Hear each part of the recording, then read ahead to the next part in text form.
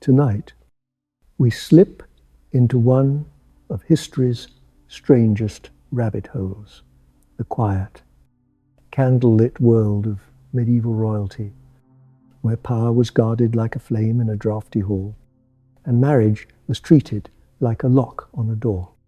Picture a stone chamber at the edge of night. A hearth gives off a slow, steady warmth. The candle burns with a patient flame. Somewhere beyond thick walls, you can hear a soft creak of timber, a distant hoof shifting in straw, and the faint hush of wind moving around a tower. In that calm, let your shoulders loosen. Let your jaw unclench. Nothing urgent is waiting for you here. And before we begin, if these gentle stories help you settle and rest, you can like the video and subscribe to the channel, only if you truly want to. Think of it as a small, quiet gesture, like pulling a blanket up a little higher and deciding you are safe enough to drift. Now, here is the question that opens tonight's journey. What happens when the most powerful families in Europe keep marrying their own cousins? Again and again, generation after generation. The modern word for it, inbred, carries a sharp edge. It sounds like ridicule, like something whispered behind a hand. But in the medieval mind, it was not an insult. It was a strategy. It was a method for keeping castles, titles, and borders inside the same circle of hands. A cousin was familiar. A cousin was controllable.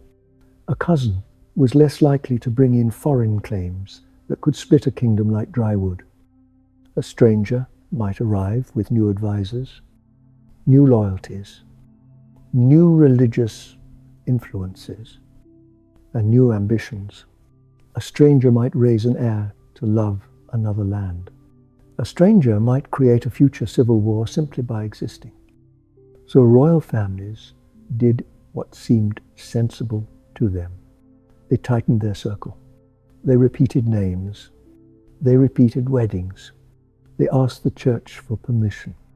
And the church often said yes, because peace between kingdoms was considered holy work, even if it required a marriage that would make modern people flinch.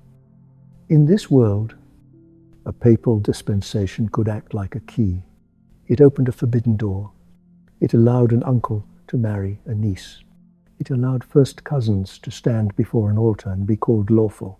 It allowed politics to dress itself in sacred language. At first, the logic looked clean. Keep wealth at home. Keep claims in the family. Prevent rivals from marrying into your inheritance. Hold on to power. But over time, the consequences began to collect quietly. Like soot in a chimney, you see hints in portraits. A jaw that pushes forward a little more than usual. A face that grows long and narrow. Eyes that look tired too early. You see it in letters. Queens described as fragile. Princes described as sickly. Infants who live only long enough to be baptized and wrapped in white cloth. You see it in the emotional texture of court life, because the genetic risks were only one part of the story. The other part was human. These were real women, living inside a system that demanded everything from them and gave them very little choice. A prince could ride away to war, win glory, lose interest, take a mistress, or drown his sorrows in drink. A princess was expected to marry whom the dynasty required, then produce heirs, again and again, even when her body weakened, even when grief piled up, even when the court blamed her for every tragedy that happened in the nursery. Tonight, we will meet women whose lives sit at the crossroads of politics, bloodlines, and deeply personal struggle. We will walk through Spanish palaces heavy with incense and rules, We will pass through Austrian courts where family faces repeat in painted galleries. We will drift into French halls where a queen's role could be both sacred and disposable. And we will do it gently, without rushing, letting each scene unfold slowly, like candlelight moving across stone. Our hook is simple, but it is hard to forget. Imagine a young noble woman in velvet being introduced to her future husband. She lowers her eyes, she curtsies, the court applauds softly, and then, in the same polite breath, someone mentions that he is also her cousin, or her uncle, or her nephew. No one laughs. No one calls it strange.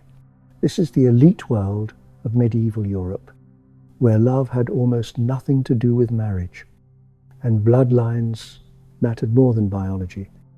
The inciting incident of our story is not one single wedding, but a pattern, a repeating decision made by dynasties like the Habsburgs, the Trastamuras, the Capetians, and others. Keep marrying close, keep tightening the net, keep believing the net will protect the throne. For a while, it does. Empires grow, alliances harden, borders hold, but the net also begins to squeeze. So tonight, we follow the net as it tightens around the lives of women who carried its weight, not just as mothers, but as diplomats, legions, and quiet survivors who often understood far more than anyone gave them credit for. To begin, we step into the early 1500s, into the Habsburg world, the dynasty that turned marriage into an imperial weapon. Their family tree is sometimes described as a wreath, not a tree, looping and circling back on itself. And our first figure is a young woman who, in a strange way, is almost a symbol of the entire system. Her name, Isabella of Habsburg. If you have never heard of her, that is part of what makes her story haunting. She did not lead armies. She did not start a famous scandal. She did not leave behind a dramatic myth that everyone repeats at parties. And yet her blood echoes through European history like a low drumbeat. Isabella was born into a dynasty already interlaced with itself. Her parents were connected through the same royal ancestors. The family circle had already begun to close before she took her first breath. As a child, Isabella learned the skills that mattered in a court that treated women as living treaties. She learned languages. She learned prayer. She learned ceremony. She learned how to sit still while men spoke around her as if she were a valuable object on a table. And then, before she could fully choose her own thoughts, she was promised to a marriage that would place her body at the center of Scandinavian politics. She would be sent north to Denmark to marry Christian II, a man who needed allies, and a dynasty that wanted influence. This is plot point one for our longer tale. Isabella's betrothal is the moment the story moves from observation to consequence. The strategy becomes personal. The family net stops being an abstract idea and becomes a real young woman stepping into a cold foreign hall. So settle in. Let the candle in your mind burn steadily. Let the names arrive softly. Then drift past like clouds. We are going to follow Isabella into the north, and then we are going to step deeper into the life of her mother, Joanna of Castile, whose story is often told as madness, but maybe something far more complicated.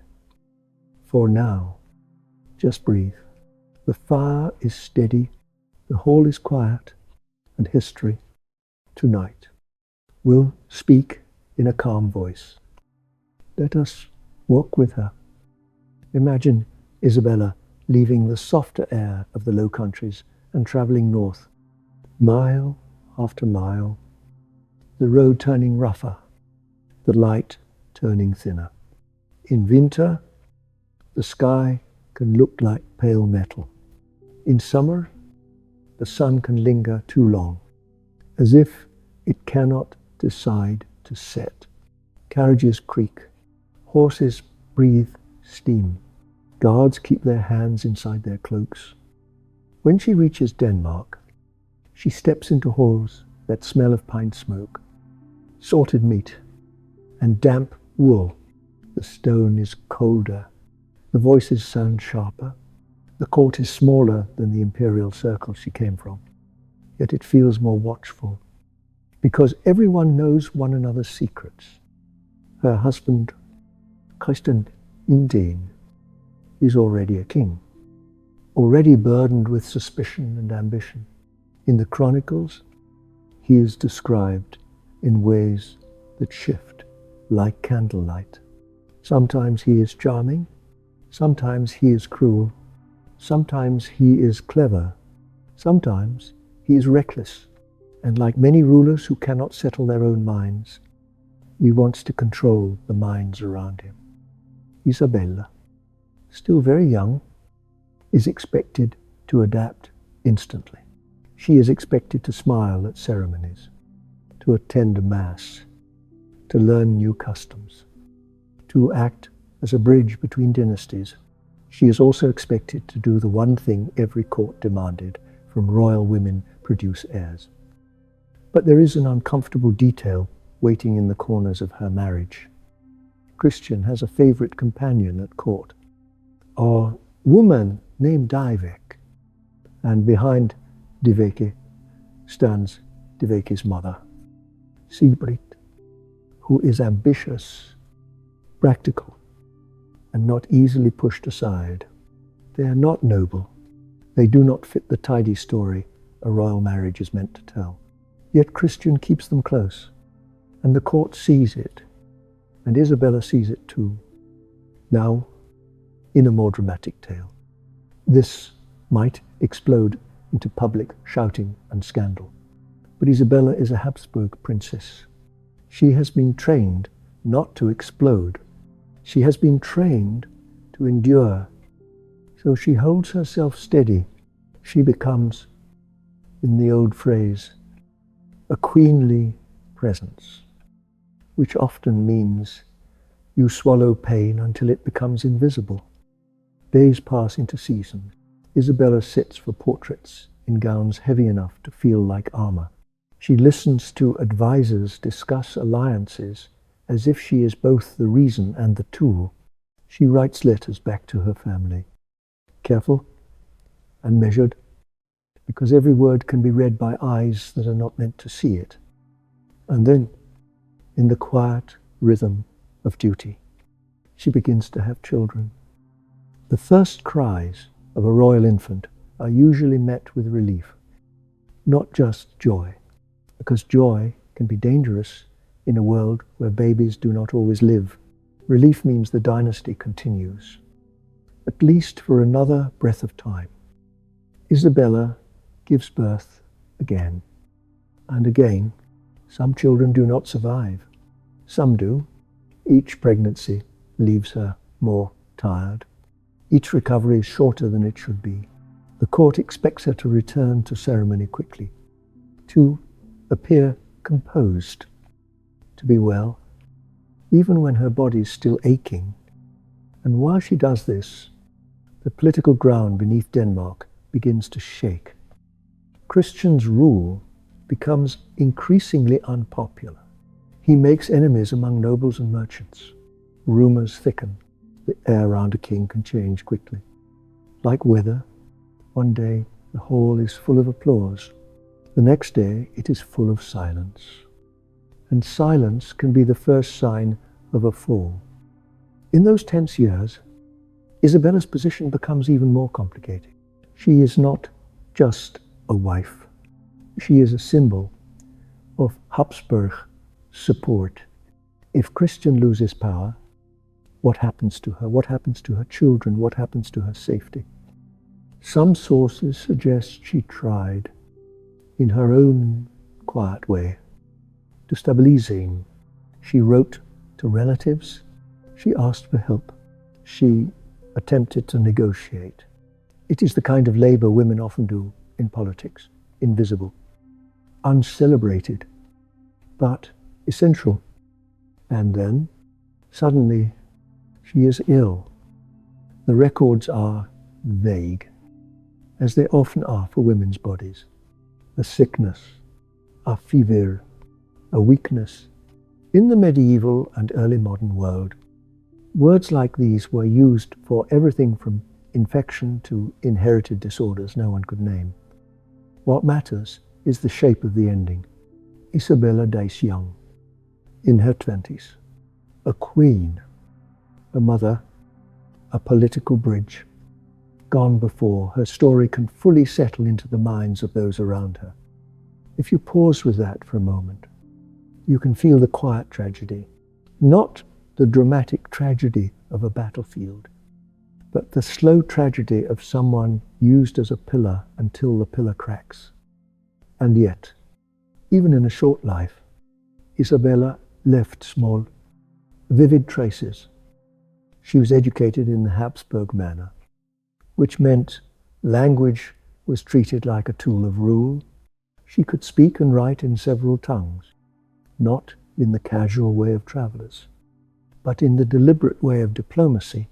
In her letters, historians find a mind that understood the chessboard, even if she could not always move her own piece.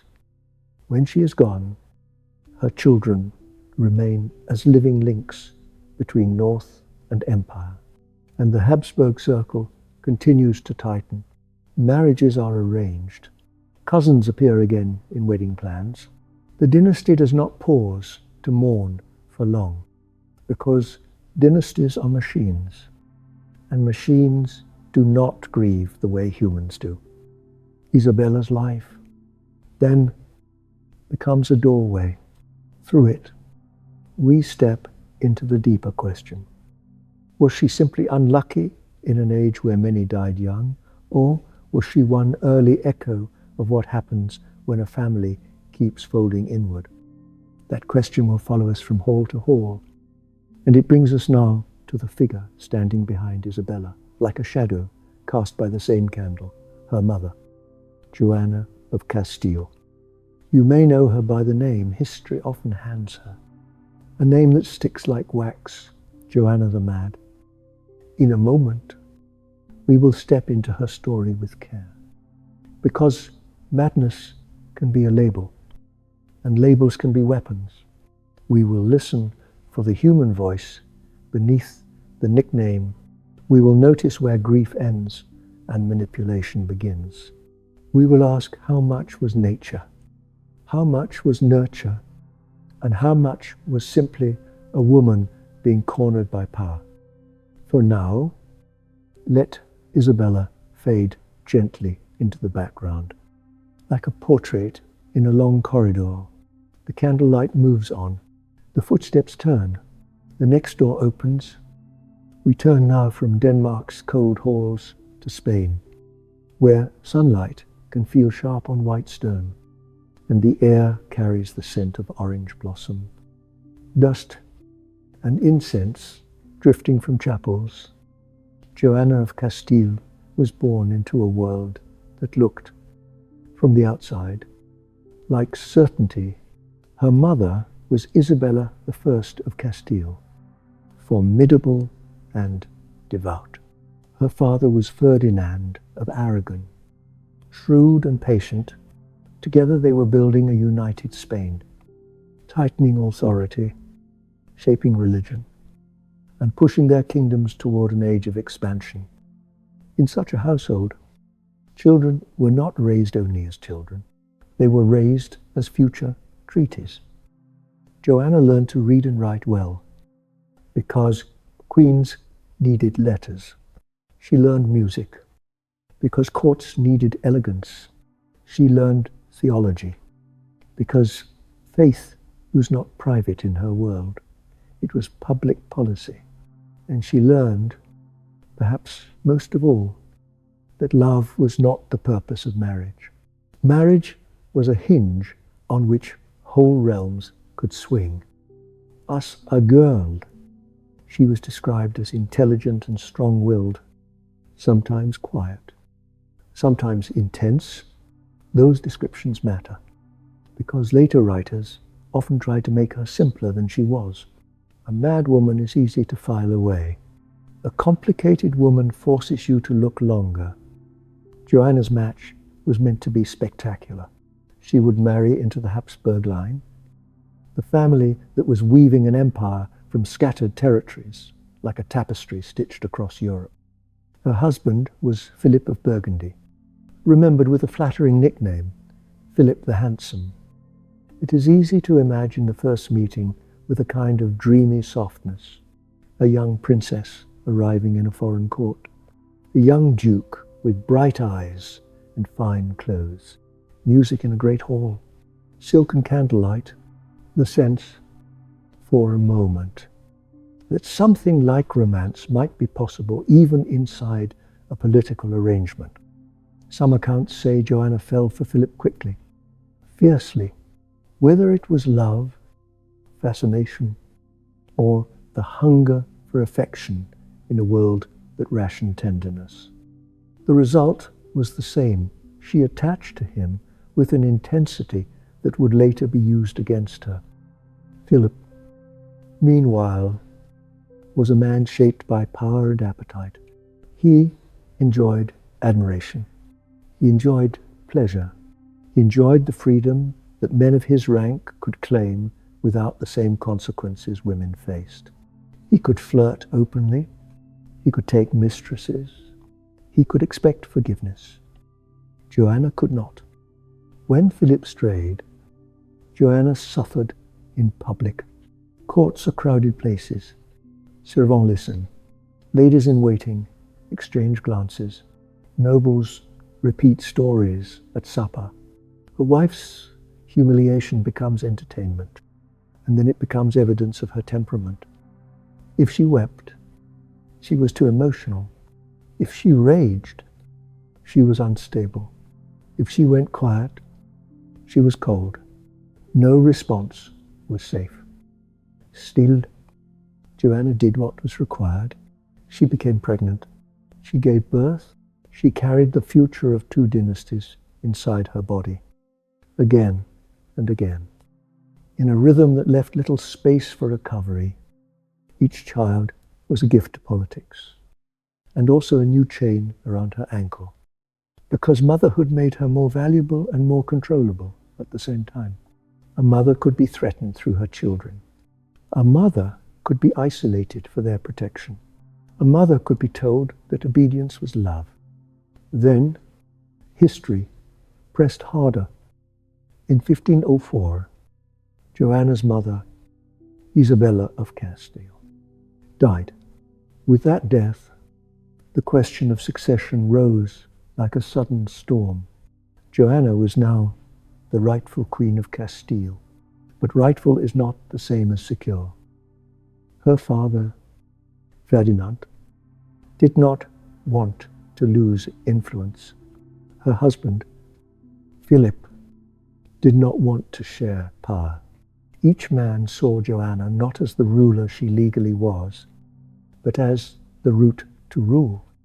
And this is where Joanna's story begins to feel like a corridor of doors closing, one after another. Ferdinand argued that Joanna was unfit to govern, that she was unstable, that she needed guidance. Philip argued that he, as her husband, should govern in her name. Neither argument was truly about Joanna's well-being. Both were about control. Joanna was pulled between them like cloth being tugged from both ends. She traveled, she negotiated, she insisted on her rights when she could, yet the forces around her were stronger, because they were not restrained by the same expectations. A woman insisting on authority could be reframed as a woman being difficult. A woman refusing to hand over power could be reframed as a woman being irrational.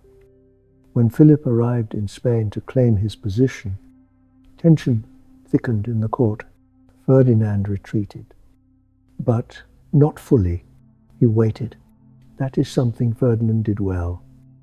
Philip moved quickly. He gathered supporters. He pressed Joanna to sign documents. He tried to isolate her from advisors who were loyal to her mother's line. He did it with the steady confidence of someone who believed power belonged to him by nature.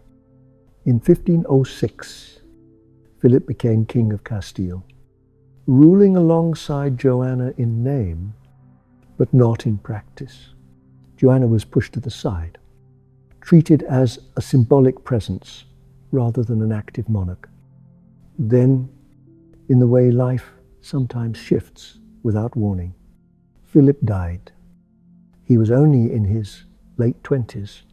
The cause has been debated: fever, illness after playing sport, possibly other factors whispered by later gossip. What matters, again, is the effect. Philip's death did not free Joanna. It trapped her. No, those who wanted power needed a new story. They needed a reason to keep Joanna from ruling alone. And so the word mad grew louder. Grief can be overwhelming. Grief can break sleep and appetite. Grief can make a person cling to the physical presence of the dead because the mind cannot yet accept absence. Joanna's grief was watched, recorded, interpreted, and transformed into a political argument. Stories spread that she refused to be separated from Philip's body, that she traveled with the coffin, that she opened it, that she was jealous even of the dead, fearing that other women might look at him. These tales have been repeated for centuries because they are dramatic, almost Gothic in tone. But it is worth slowing down here. Some of those accounts were written by people with reasons to exaggerate. Some were filtered through hostile eyes. Some may contain a seed of truth, because Joanna was genuinely in deep distress. Yet deep distress does not automatically mean lifelong madness. It can mean a nervous system overwhelmed by loss, betrayal, exhaustion, and pregnancy after pregnancy. Yes, pregnancy. Joanna was pregnant when Philip died. Imagine the weight of that, carrying a child while being told your husband is gone, while being watched by an entire kingdom, while being pushed toward decisions you do not trust. After Philip's death, Joanna gave birth to her youngest child, Catherine. The baby's arrival should have been a comfort, but the political struggle did not soften. Ferdinand returned to Castile and, once again, claimed the role of guardian and regent. He insisted Joanna could not rule. He told others she was unstable. He positioned himself as the necessary hand on the wheel. Meanwhile, Joanna's son, Charles, was being raised in the Low Countries, surrounded by Habsburg advisors. One day he would inherit a staggering web of titles. One day he would be Charles V, Holy Roman Emperor. But at this point he was a boy far away, a future being prepared by people who were not his mother. Joanna remained the queen-in-law, and yet she was treated as an obstacle in life. The most chilling part of her story is how simple the solution became for the men around her. If Joanna could not be persuaded, she could be contained. So they contained her. Joanna was confined at Tordesillas, a fortress town by the river, where the walls were strong and the rules were stronger, for her own good. They said, for the good of the kingdom. They said, because she is unwell.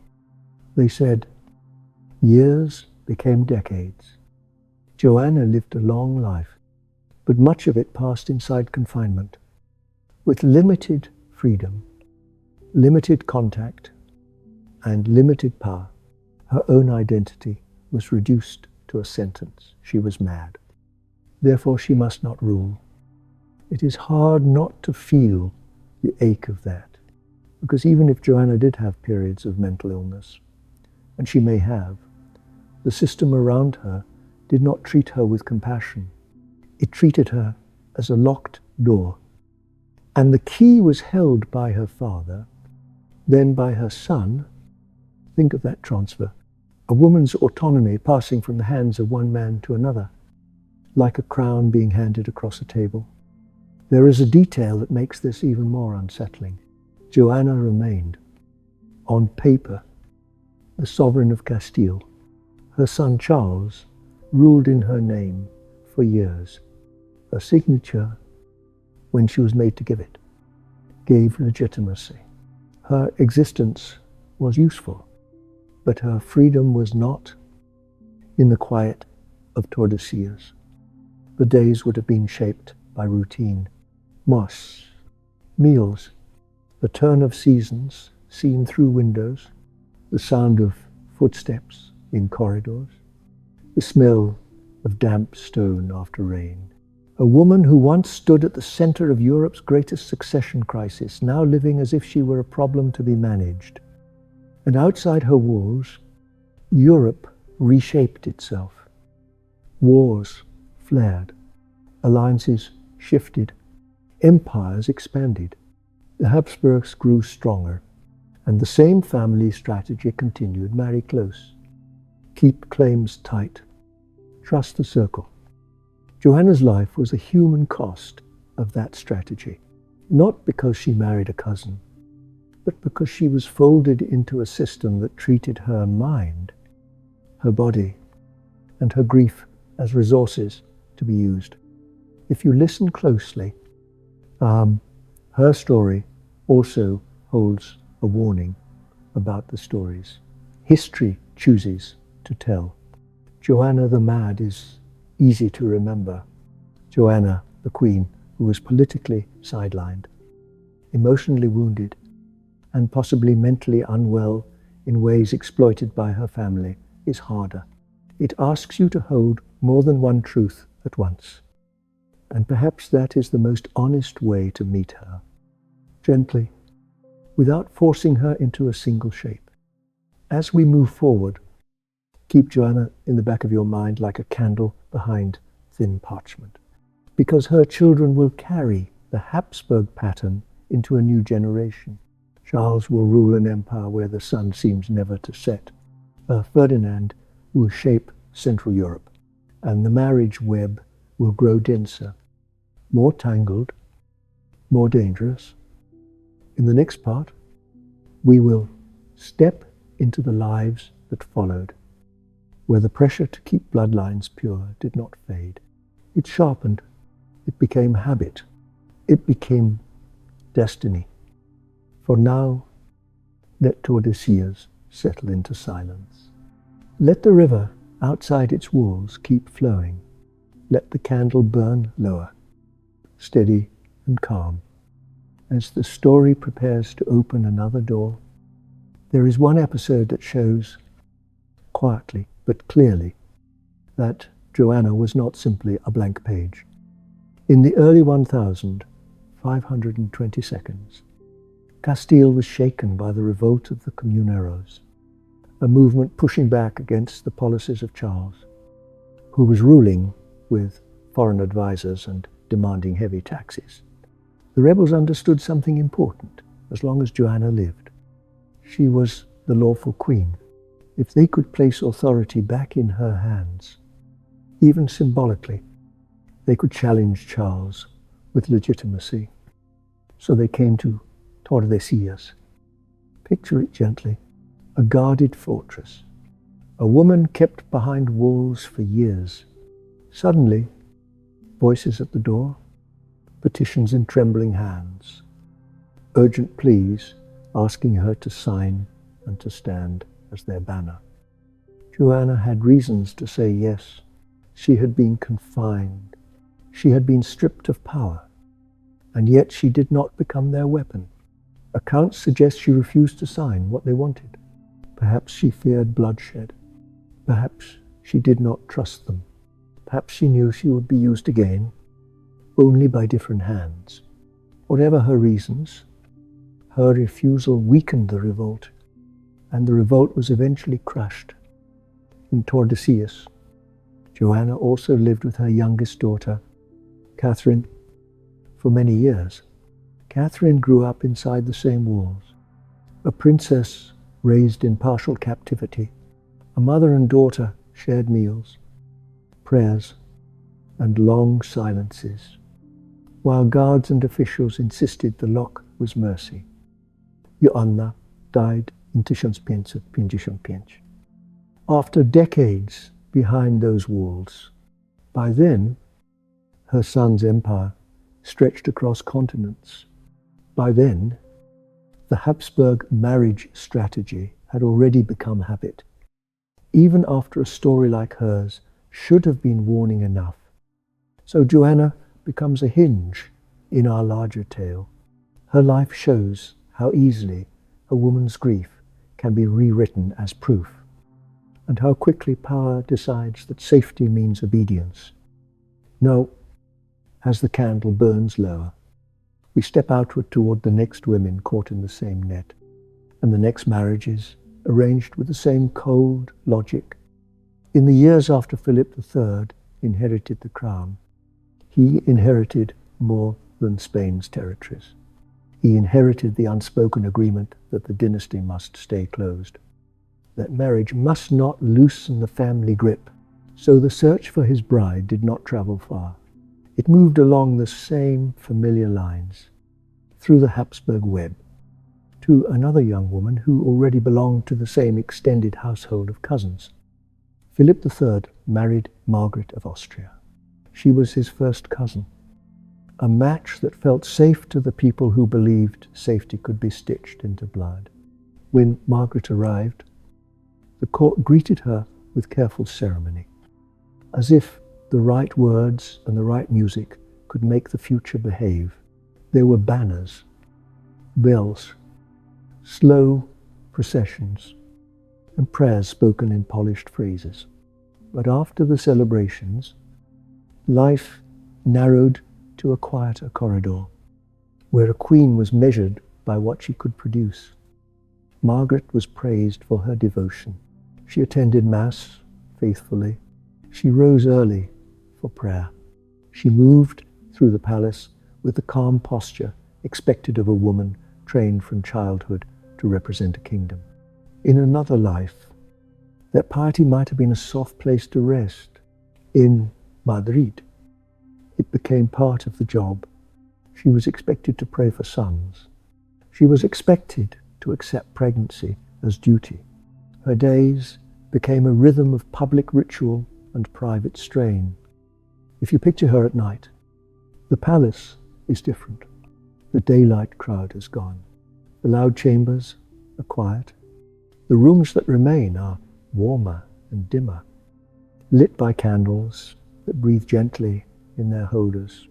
A queen sits by a window, listening to the distant sound of wheels on stone. She touches the fabric of her sleeve, feels the embroidery beneath her fingers, and wonders what kind of mother she will be. She may not say the question aloud, because queens were trained not to speak uncertainty, but the question can live quietly inside her, the way a flame lives inside a lantern. Pregnancy in the royal court was never only physical. It was political. It was public. It was watched. Midwives, ladies, physicians, confessors, all hovered like a ring around the bed, ready to report every detail to men who had never risked their bodies the same way.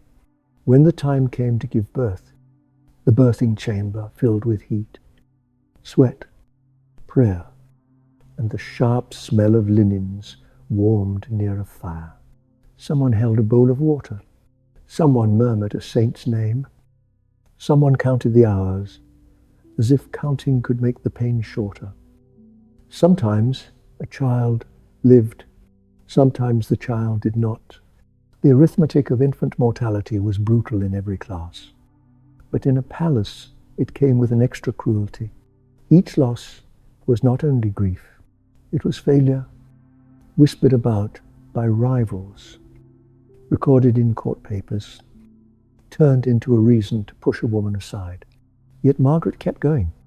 As queens were expected to, the court asked for another pregnancy as if it were asking for another ceremony. And she obeyed, because obedience was the only currency she was allowed to spend. Some children survived long enough to shape history. A daughter named Anne of Austria, born in 1601, would later marry Louis XIII of France and become the mother of Louis XIV, linking Spain to France in ways that would matter deeply later. A son named Philip, born in 1605, would become Philip IV of Spain. In official language, these were the victories of a queen's life. But the body keeps its own record. The years of repeated pregnancies, the recoveries that were never complete, the exhaustion carried under layers of brocade, all of that was also real. Margaret did not only live as a vessel for children, within the limits allowed to her. She tried to shape the court around her. Philip III relied heavily on a favorite, the Duke of Lerma, who controlled access to the king and used patronage to build a powerful circle. Many people at the time complained that this style of rule encouraged corruption and drained Spain's strength. Margaret, guided by her confessors and by her own sense of responsibility, sometimes resisted Lerma's influence in the quiet ways available to a queen, through private counsel, through moral pressure, through the careful use of her position in a world where positions were currency. It did not turn her into a heroine who could change everything. The machinery of court favor was too heavy for one young woman to lift. But it does remind us of something important. These queens were not only wombs and robes, they were people with opinions, fears, and small strategies for survival. Sometimes those strategies were soft, like a whispered warning, or a decision about whom to admit into a private room. Sometimes they were direct, like backing a rival faction. Even when they tried, the greatest fact of their lives still waited for them in the same place, in the same bed, in the same demand for another child. Margaret died in 1611, only 26 years old.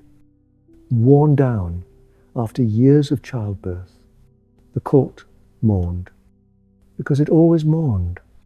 But it also turned immediately toward the next calculation. The queen had died. The machine must continue. That is one of the cold truths that repeats in this story. Individuals matter deeply, and yet the dynasty treats them as replaceable. Philip IV grew up in a court where seriousness was almost a climate. He learned to keep his face still in public. He learned the etiquette that turned a child into a symbol. When he became king, Spain was still vast, still proud, still wrapped in the belief that it was chosen to defend Catholicism. But the empire was also strained. Wars consumed money and men. Revolts flickered at the edges. Administration sagged under its own weight. Debt rose like a tide that never went fully back. In such a world, rulers often clutch what feels familiar. For Philip IV, that familiarity was the old marriage logic. He married Elizabeth of France, a Bourbon princess, in 1615. Politically, the match was meant to calm tensions between Spain and France. Personally, it brought a young French girl into a Spanish court that could feel like a monastery with better curtains. Elizabeth learned to bow to the rigid schedule of prayers and audiences. She learned to keep her voice soft. She learned to hide homesickness behind a calm expression, because the court read faces the way sailors read clouds. Like so many royal women, she was asked to be fertile on command. She became pregnant many times. Many children died young. One child who did survive to adulthood was a daughter, Maria Teresa, born in 1638. If you have ever seen her portraits, you may notice the weight in her eyes, as if, even as a child, she sensed the pressure waiting for her. Elizabeth died in 1644, leaving Philip IV both bereaved and politically exposed. The court's anxiety returned with an old and urgent rhythm. Spain needed a male heir who could live. The king had a surviving son, Balthasar Carlos, but he too died in 1646, just 16 years old. The palace grieved, and then the palace panicked. It is hard to describe that panic without imagining the way it would have moved through the corridors, doors opening softly at night, messengers crossing the courtyard at unusual hours, councils called with too little sleep, voices lowered, then raised, then lowered again. With the heir gone, the dynasty turned inward again, and this time the turning was extreme. Philip IV married Mariana of Austria. Mariana was not merely a distant cousin. She was Philip's niece, the daughter of his sister Maria Anna of Spain and Ferdinand III. Holy Roman Emperor, it was the kind of union that canon law frowned upon, and that is where the papacy entered the story with its familiar tool. A dispensation was obtained, a formal permission that allowed what would otherwise be forbidden. The paperwork was sacred on the surface, political underneath. Spain needed the marriage. The church wanted stability. The permission was the hinge that made the door swing. Mariana arrived in Spain in 1649, still a teenager, stepping into a court that was older, darker, and more anxious than the one Anne of Austria had faced a century earlier. She entered a palace full of factions. Some nobles resented the influence of foreign-born queens. Some resented women in authority at all. Everyone watched her. Everyone judged her. And above all, everyone waited for the one thing that would justify her presence. A song. For years, pregnancy and loss marked her life. Children were born and children died. Each death was mourned, then folded into the court's routine, because the court could not stop. It could not admit how precarious the dynasty had become. It could only demand another attempt, another heir, another reassurance that the line would not end. If you are listening in bed, you might notice how this kind of history can feel distant and strangely familiar at once. These names belong to palaces and empires, but the emotions are human pressure, duty, fear, and the small private wish to be treated gently. A family insists that tradition is safety. A court repeats a simple story because repetition keeps order, even when the repetition costs someone her freedom. In 1661, Mariana gave birth to a son who survived the first fragile days. He was named Carlos. In English, he is Charles II of Spain. When the baby cried, it must have sounded like relief. The palace had waited so long for that sound. Priests blessed him. Courtiers congratulated one another as if they had created him by willpower alone, somewhere in the private rooms. Mariana would have held her child and tried to believe that the worst fear had passed. But the story was already leaning toward a new kind of dread. Charles was not simply born into a difficult century. He was born into a bottleneck so narrow that his body had little room to be lucky. People in the 17th century did not understand genetics. They did not speak about recessive traits or inherited disorders.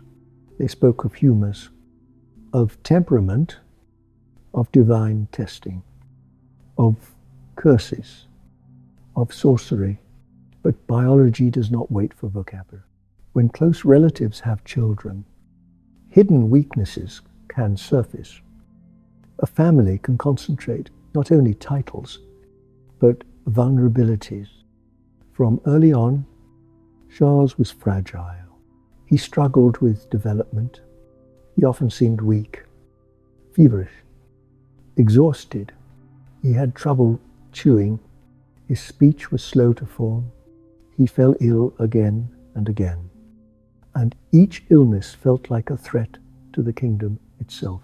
The famous Habsburg jaw, already visible in portraits of his ancestors, appeared in him in a way that even the most flattering painter could not fully soften.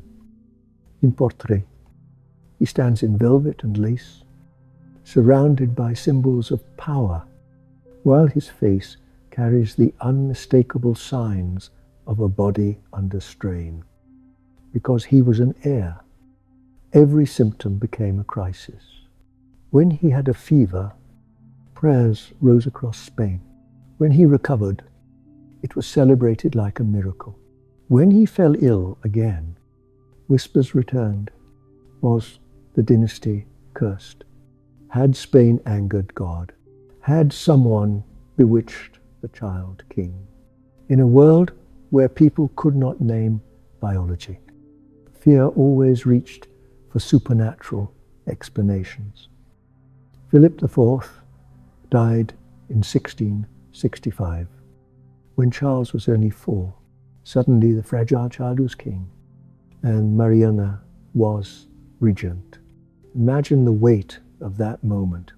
A young mother holding authority in a court that distrusted women. A kingdom strained by war and debt. Foreign powers watching Spain like wolves waiting for a stumble. And behind all of it, the quiet knowledge that if Charles died without an heir, the European balance of power could shatter. Mariana tried to govern, but the palace was full of factions, men who wanted control, advisors who fought each other, noble families who treated policy like a personal feud. Spain also had a dangerous alternative figure nearby, Don Juan of Austria, the king's illegitimate half-brother, charismatic and ambitious, a man some factions wanted to place near the boy king. Even when he was not in the palace, the idea of him haunted it, a reminder that power is rarely patient. So Charles grew in a world that needed him alive more than it needed him happy. His childhood was shaped by caution. He was kept indoors, guarded from drafts, guarded from strangers, guarded from bad news. When he played, it was gentle play. When he studied, it was interrupted by illness. His mother watched him with the tense tenderness of someone who knows that love alone cannot protect a child from the laws of nature. If you let your breathing slow and picture this as a quiet scene, you can almost hear the palace at night again. Footsteps softened by rugs, a priest murmuring in a side chapel, a nurse shifting a sleeping child so he can breathe more easily. Somewhere beyond the walls, Madrid continues its ordinary life, while inside, an empire balances on a small, fragile body. In the next part, we will move deeper into Charles's adolescence and adulthood. We will see how the court tries to force certainty through marriage, how the fear of extinction hardens into daily routine, and how the name Habsburg, once a symbol of control, begins to feel like a knot that cannot be untied. Picture Madrid in the 17th century as evening settles in. The sun drops behind tiled roofs, and the last light turns the palace windows a dull gold. The old Alcazar holds the day's warmth for a while, then releases it slowly, stone by stone, until the corridors feel cool against the skin. Candles are lit in clusters, their flames bending whenever a door opens. The air smells of wax, wool, and faint smoke from the kitchens. Sometimes it also smells of incense. Because in this court, prayer is never far from policy. In rooms that were meant to impress visitors, tapestries hang heavy and still. In smaller rooms that were meant for living, you find simpler things: a bowl of water, a folded cloth, a prayer book worn at the corners, a chair pulled close to a fire. And somewhere in the middle of all this, the young king grows up, watched like a candle that everyone is afraid will go out. Charles learned early that his body was a public concern. When he ate, people noticed. When he slept, people listened for his breathing. When he woke with a fever, messengers hurried through the palace like a storm had entered. It is difficult to imagine what that does to a child's mind. A normal child is allowed to be ordinary. A child king is taught that every weakness is a national emergency. The court tried to control his health with everything it had. Physicians prescribed bleeding, purges, and diets meant to balance humors. They offered strange tonics that tasted bitter, mixed with honey to make them easier to swallow. They wrapped him in warm blankets, then opened windows to fresh air, then closed them again when someone feared a draft. They argued about whether he should exercise or rest. They spoke in confident voices, because their status depended on sounding certain. Even when they were guessing, religion wrapped itself around the medical work like another layer of cloth. Priests brought relics to his bedside. He was encouraged to touch bone fragments and bits of cloth believed to belong to saints. Processions moved through Madrid, asking for divine protection. When illness seemed too persistent, the language grew darker. Some whispered about spells, some whispered about demons. Exorcisms were performed not once, but more than once, because repetition makes people feel less helpless. Holy water was sprinkled. Prayers were read in urgent voices. The court behaved as if it could negotiate with invisible forces. If you let that image soften, it becomes almost surreal, like a dream made of candlelight and fear. A boy lying in lace sheets, sweating through an illness, while grown men and women argue about invisible causes. It is a strange kind of loneliness. Even surrounded by attendants, he could still be alone inside his own body. As Charles approached adolescence, the court's attention shifted toward one desire that was stronger than all the prayers: marriage. The court needed him to father a child, to end the uncertainty that pressed on Spain and on Europe. A living heir would steady the kingdom. A living heir would quiet factions. A living heir would silence the feeling that the dynasty was about to snap. But the choice of bride carried the old tension that had shaped this family for generations. Marry outward and invite foreign influence. Marry inward and risk tightening the same genetic knot. Spain's advisors talked as if they were choosing between danger and danger. And so they reached for a solution that looked political first. In 1679, Charles married Marie-Louise of Orleans, a French princess. She came from the Bourbon line, and the match was meant to improve relations with France. It was also meant to produce an heir quickly. When she arrived, she was greeted with ceremony and a kind of curious hunger. People looked at her face, here hence, her posture, as if they were reading signs. Would she be fertile? Would she be obedient? Would she survive the Spanish court's rigid life? Would she somehow transform the fragile king into a father? Marie-Louise was young, and she had been raised in a different rhythm. The French court could be bright, theatrical, crowded with talk and music. Madrid was darker, slower, wrapped in religious discipline. The Spanish court expected silence, where France expected charm. It expected solemnity, where France expected wit. Marie-Louise had to learn quickly how to live in a place where a queen's smile could be judged as vanity, and a queen's laughter could be treated as moral failure. And then there was the marriage itself. In official language, everything was hopeful. In private reality, the marriage struggled. Charles's health and his development made intimacy complicated, and the court watched the couple with a cruel kind of patience. Every month that passed without pregnancy tightened the pressure. Advisors whispered. Physicians tried new treatments, not only for the king but for the queen, because it was easier to treat a woman's body as the problem. Priests suggested prayers and fasts. Superstitious courtiers suggested charms and counter-charms, as if fertility could be coaxed out of the air. For Marie-Louise, the loneliness must have been sharp. A foreign teenager in a court that did not feel like home, asked to produce a miracle from a marriage that did not behave like other marriages. She could not speak freely.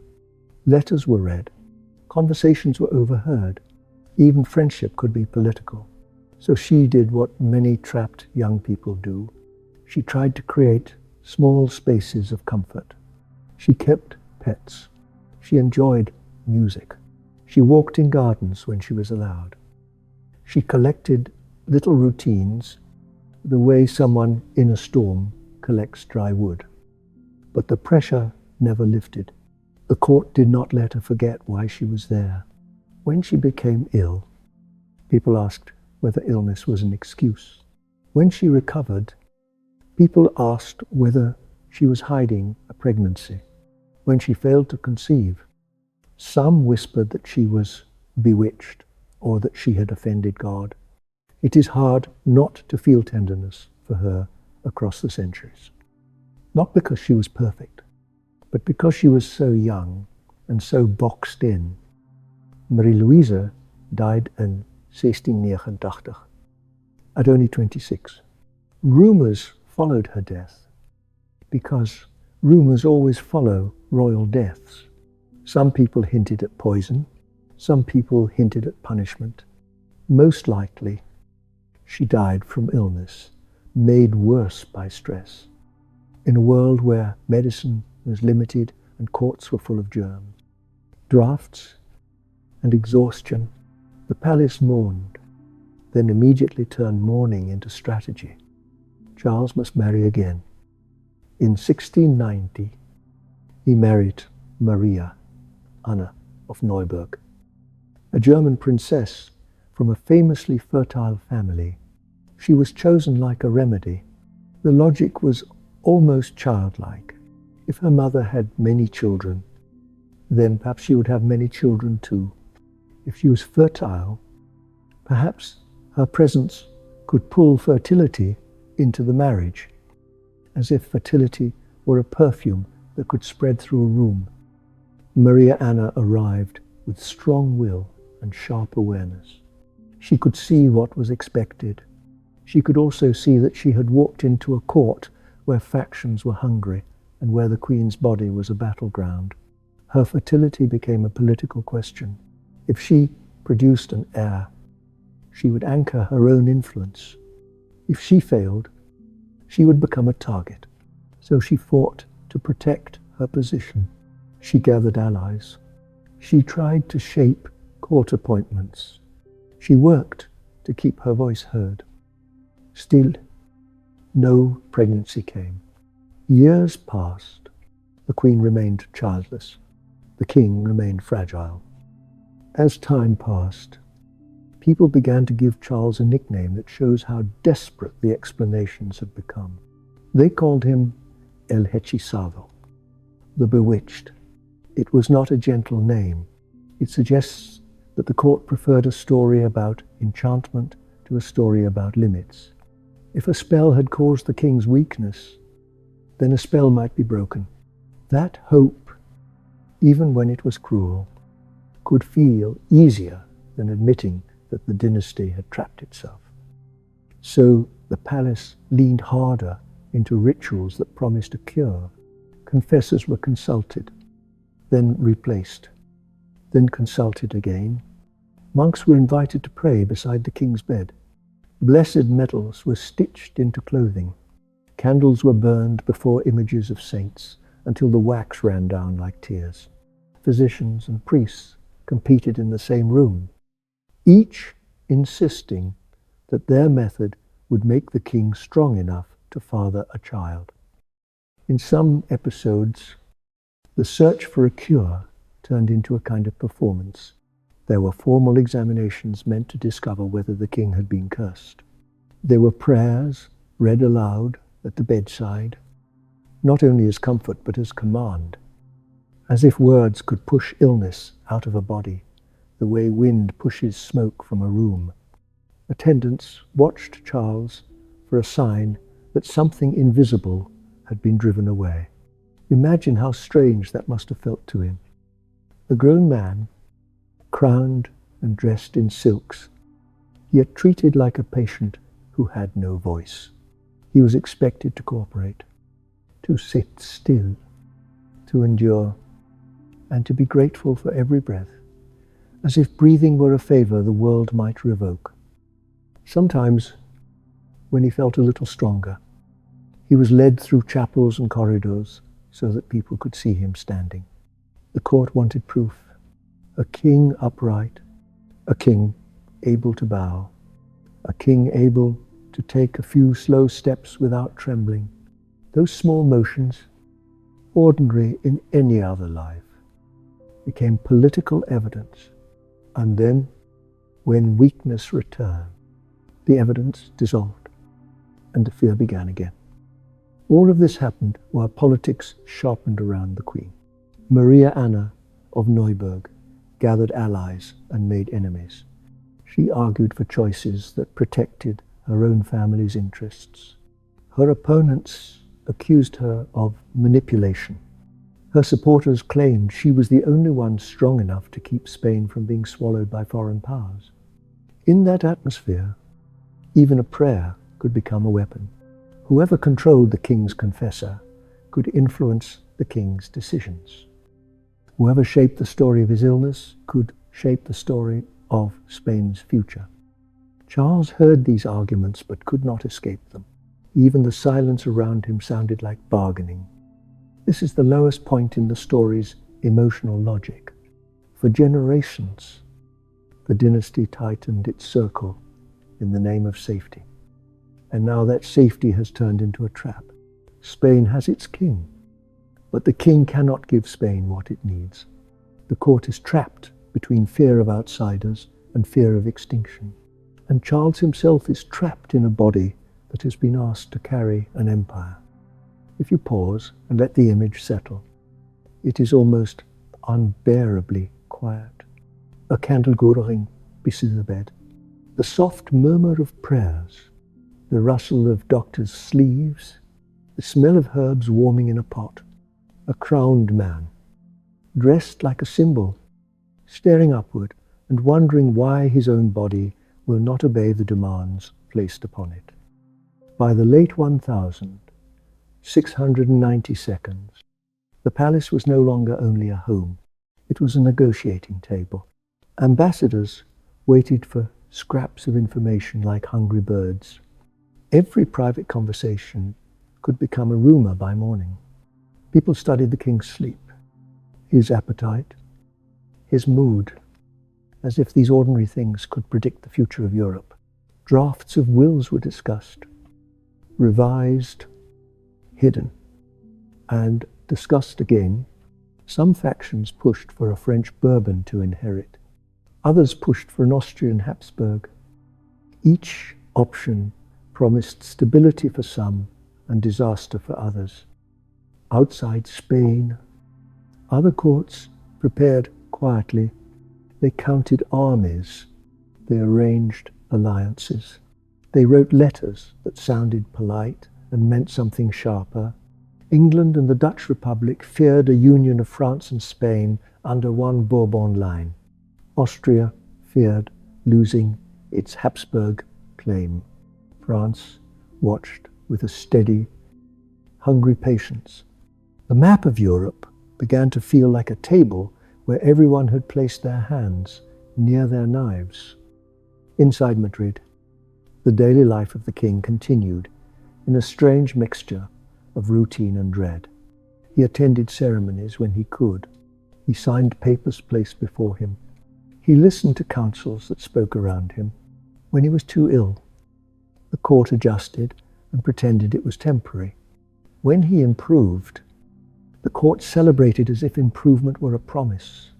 And every time he weakened again, the same fear returned. Heavy and familiar. If you listen carefully, you can almost hear the palace soundscape in those years. Low voices in a corridor, the soft scrape of shoes on stone, the murmur of a confessor close to the king's ear, the distant clang of a gate, the hush that follows bad news. The court learned to live inside that hush.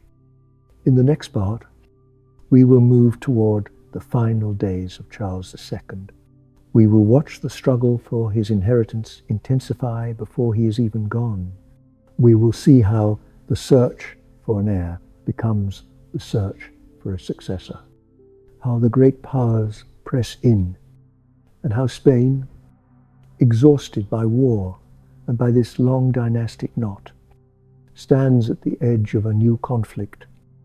As the 17th century closed, the Spanish court lived as if it were holding its breath. Charles II was no longer a young man, and no one could pretend that time was generous. His health rose and fell in waves, but the overall drift was downward. Some mornings he woke with a little strength, enough to sit upright while servants helped him into heavy black clothing, enough to shuffle to chapel and kneel for a short prayer. On other mornings he could not rise at all, and the palace corridors filled with the quiet urgency of whispered orders, carried from door to door like fragile glass. When you imagine a king, you might picture certainty. In Charles's rooms, certainty was rare. The air often smelled of wax, incense, and the faint bitterness of medicine. His meals were chosen carefully, because chewing had always been difficult. Bread was softened, meat was minced, fruit was peeled and pressed. Even so, eating could take a long time, and it could leave him exhausted, as if something as simple as dinner demanded more from him than a battle. Around him, the palace responded the way it always had, with layers of control. Doors were guarded, servants were questioned, food was inspected, water was blessed. Physicians insisted on new regimens, then abandoned them, then returned to them again, unwilling to admit that their tools were blunt. Priests held vigils, monks brought relics, confessors whispered that the king must keep his conscience clean, because an unconfessed sin might keep God from granting him strength. And then there were the whispers in a court that did not understand genes. Illness was often explained as punishment, Weisung, or witchcraft. When Charles declined, some muttered that he had been bewitched. A few claimed there were spells hidden in his bedding, or cursed objects placed near his food. Exorcisms had been attempted earlier in his life, and the idea never truly left the palace imagination. It was easier, in a way, to believe in a curse than to accept that the dynasty itself had been tightened into weakness by the marriages meant to protect it. But beneath the spiritual language, everyone knew the true question had changed. It was no longer, will the king father a child? It was, who will inherit the crown when he dies? That question turned Madrid into a chessboard. The queen, Maria Anna of Neuburg, leaned toward the Austrian Habsburg cause because her own family ties and her own survival depended on it. She had arrived in Spain as a young bride with a clear assignment: produce an heir. Years passed, no child came. Her position became fragile, and in a fragile position, a person clings to the faction that offers the best chance of continuing to matter. For Maria Anna, that meant Vienna, where a Habsburg claimant could protect her status after Charles was gone. Opposing her were ministers and courtiers who believed that a Bourbon succession connected to France might be the only way to prevent Spain from collapsing under debts, loss of territory, and military exhaustion. Some of these men were practical, some were ambitious, some simply believed that Spain needed a powerful ally. And France was the nearest giant. Between them stood Charles, frail, devout, often confused by illness, yet still holding the legal power to decide the future. Outside Spain, the great powers watched as if a storm were forming. France, under Louis XIV, was at the height of its confidence. Austria feared losing the Habsburg legacy. England and the Dutch Republic feared a Europe dominated by France, especially if France and Spain were united under one Bourbon ruler. Diplomats wrote careful letters that sounded courteous and meant something hard. They counted ships and regiments. They negotiated secret clauses. They promised support, then withheld it, then promised again, even before Charles died. Europeans tried to solve Spain like a puzzle. There were schemes to divide the inheritance peacefully, to prevent war by slicing Spain's far-flung territories into portions. These proposals, called partition plans, looked neat to men who treated kingdoms like property. They spoke of the Spanish Netherlands, of Milan, of Naples, of Sicily, as if the map of Europe could be folded like cloth and cut with scissors. To the writers of these treaties, the language was calm and rational. To Madrid, it sounded like strangers choosing the locks on your door. Spain was not a set of coins to be split between heirs. Spain was a living monarchy with pride, laws, and a fierce belief in its own unity. To many Spaniards, partition felt like a slow robbery, carried out with polite signatures.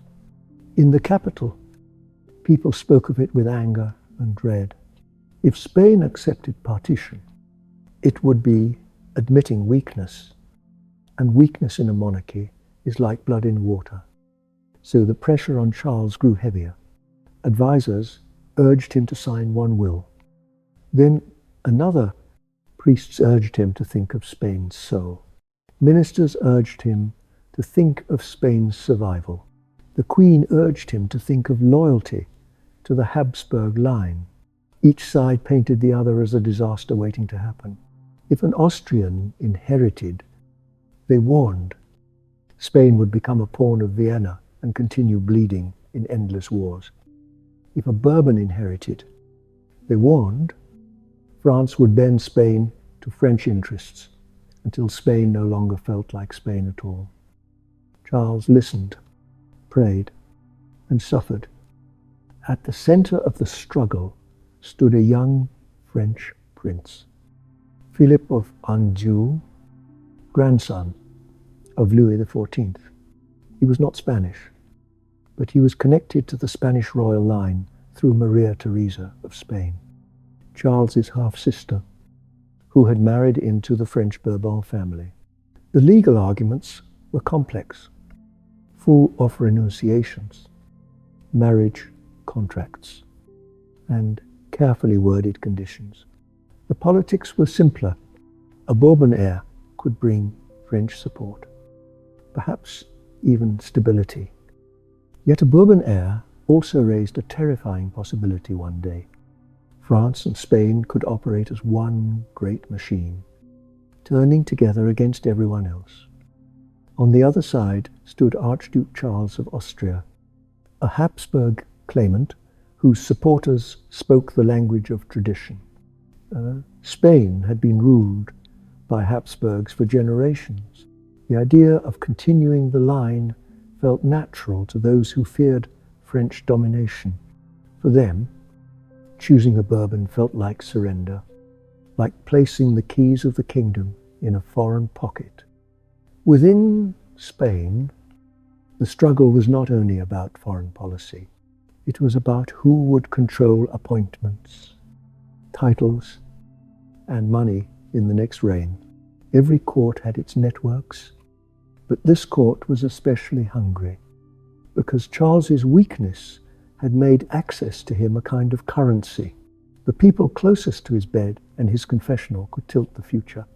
In such a setting, even kindness could be weaponized. A warenwoord, a prayer offered at the right moment, a promise to protect the king's conscience, could become a lever. For months, the palace moved between plans like a candle between drafts. Some days, the Austrian claim seemed strongest. Some days, the Bourbon claim seemed inevitable. Charles's health worsened, and with it his ability to resist whoever had his ear most recently.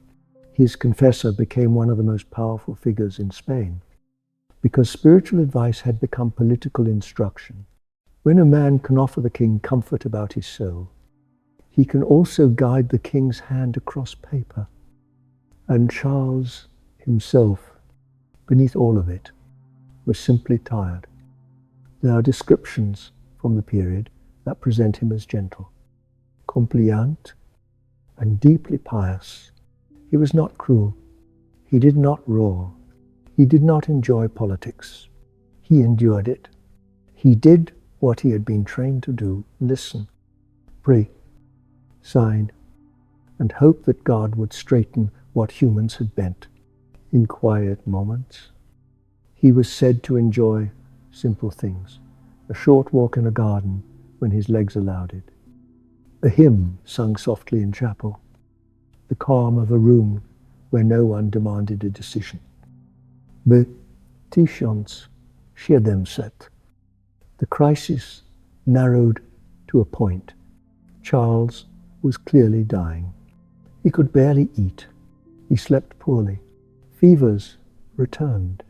His yaff, which had always made eating difficult, now made it exhausting. His skin looked pale and thin, his hair sparse, his eyes heavy with fatigue. He looked older than his years, as if his body had been carrying an entire dynasty on its bone. Physicians tried to keep him alive long enough to settle matters cleanly. Courtiers tried to keep him lucid long enough to sign. Ambassadors waited for a signature the way gamblers wait for a final card. In the corridors, you could feel a strange double life. On the surface, the palace still ran on routine bells. Mass, meals, councils, ceremonies. Beneath that routine, everything was angled toward the moment after the king's last breath. When the final will took shape, it was framed as a matter of salvation and unity. Charles was told again and again that he would answer to God if he allowed Spain to be torn apart. The thought cut deep, because his faith was the one place where he still felt firm. A divided Spain would mean years of war, perhaps civil war, perhaps foreign occupation, a united Spain under a Bourbon might be resented, but it would remain one Spain. That was the argument that finally settled into his mind like a stone. Charles wrote his will. In that will, he named Philip of Anjou as his heir, on the condition that Spain remain undivided. If Philip refused, the crown would pass to another Bourbon relative, and only after that would it move toward an Austrian option. The document was both a decision and a desperate attempt to avoid partition. To Charles, in his final act, tried to preserve Spain's unity, even if that meant handing it to a foreign prince. The moment the will was known, the palace atmosphere changed. Relief and dread arrived together. Relief, because uncertainty is exhausting, and a name on paper can feel like a solid floor. Dread, because everyone understood that other powers might not accept the choice. The Queen's faction felt defeated. The Bourbon faction felt victorious, but nervous.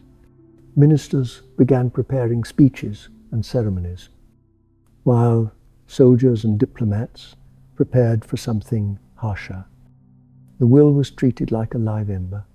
It was drafted, revised, sealed, and guarded, because one stolen copy could ignite the court. When the Council of State gathered to hear the decision, faces stayed carefully blank. They understood that even the tone of their reaction could be reported abroad. Within hours, couriers were on the road to Paris and Vienna, riding through cold air with letters pressed against their chest, as if paper alone could change the balance of Europe. On November 2, Itienchibai, Charles II, died in Madrid. There was a familiar rhythm to the end. Prayers by the bed, quiet tears from attendants who had served him for years, the priest offering final rites, candles burning low, the heavy hush of a palace that knows it is living through history. And then the body, the king's body, became both sacred and political. Funeral rites began, solemn and slow, while messengers rode outward with the news that the last Spanish Habsburg was gone. In the days that followed, Spain performed its transition with ceremony. Officials proclaimed Philip as King Philip V of Spain. There were oaths of loyalty. There were processions. There were proclamations read aloud in plazas. Some Spaniards hoped a new dynasty would mean a new start. Others feared what France would demand in return. Many simply felt the same tired uncertainty that had hovered over Charles's last years. A name had changed, but the future still looked unstable. Louis XIV accepted the will for his grandson, and with that acceptance, the European tension snapped tighter. For a moment, there was still a chance that diplomacy could contain the shift, but events moved quickly. French troops entered parts of the Spanish Netherlands. French influence pressed into Spanish administration. Rivals read these moves as proof that the nightmare they feared was becoming real. A France-Spain bloc that could overwhelm the continent. So the death of a fragile king did not bring closure. It opened a door. In the next part, we will follow what happened when Europe refused to let Spain's succession remain a Spanish decision. We will see how alliances formed, how war spread from courtrooms to battlefields, and how the long Habsburg strategy of keeping power in the family ended not with a quiet fade, but with a continent-wide fight over the legacy left behind. When the news of Charles II's death spread across Europe, it moved faster than grief. It moved like a warning bell. In Madrid, officials read proclamations and tried to make the transition feel smooth, lawful, almost inevitable.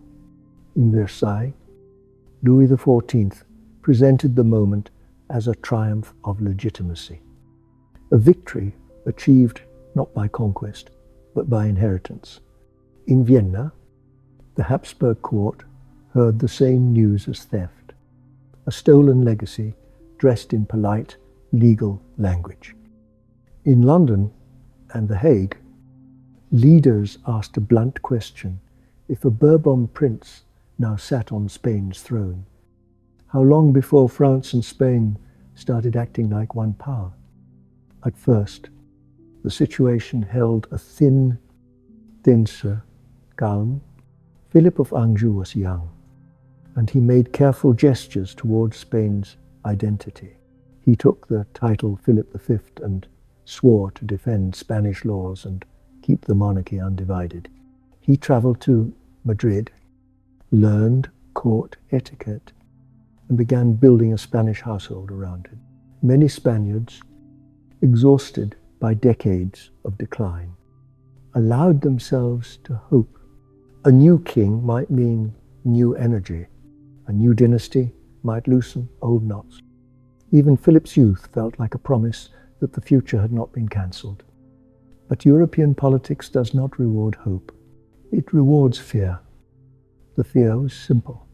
Spain was not only a crown, it was a strategic web of territories and ports, the Spanish Netherlands guarding routes in the north, the Italian possessions shaping Mediterranean power, and a global empire that still carried wealth and prestige even after years of strain.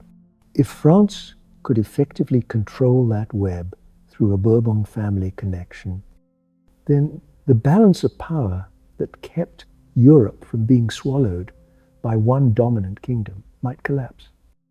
Moves on the map fed that fear. French troops took positions in sensitive regions of the Spanish Netherlands. French influence pressed into Spanish administration. French diplomats demanded commercial advantages. To Louis XIV, these steps looked like normal management of a new dynastic relationship. A grandfather helping a grandson secure a difficult inheritance. To France's rivals, they looked like the first tightening of a noose. Jeden. Alliances hardened. England and the Dutch Republic, often rivals in trade, found common cause in stopping French dominance. Austria pushed the claim of Archduke Charles and gathered support among German states.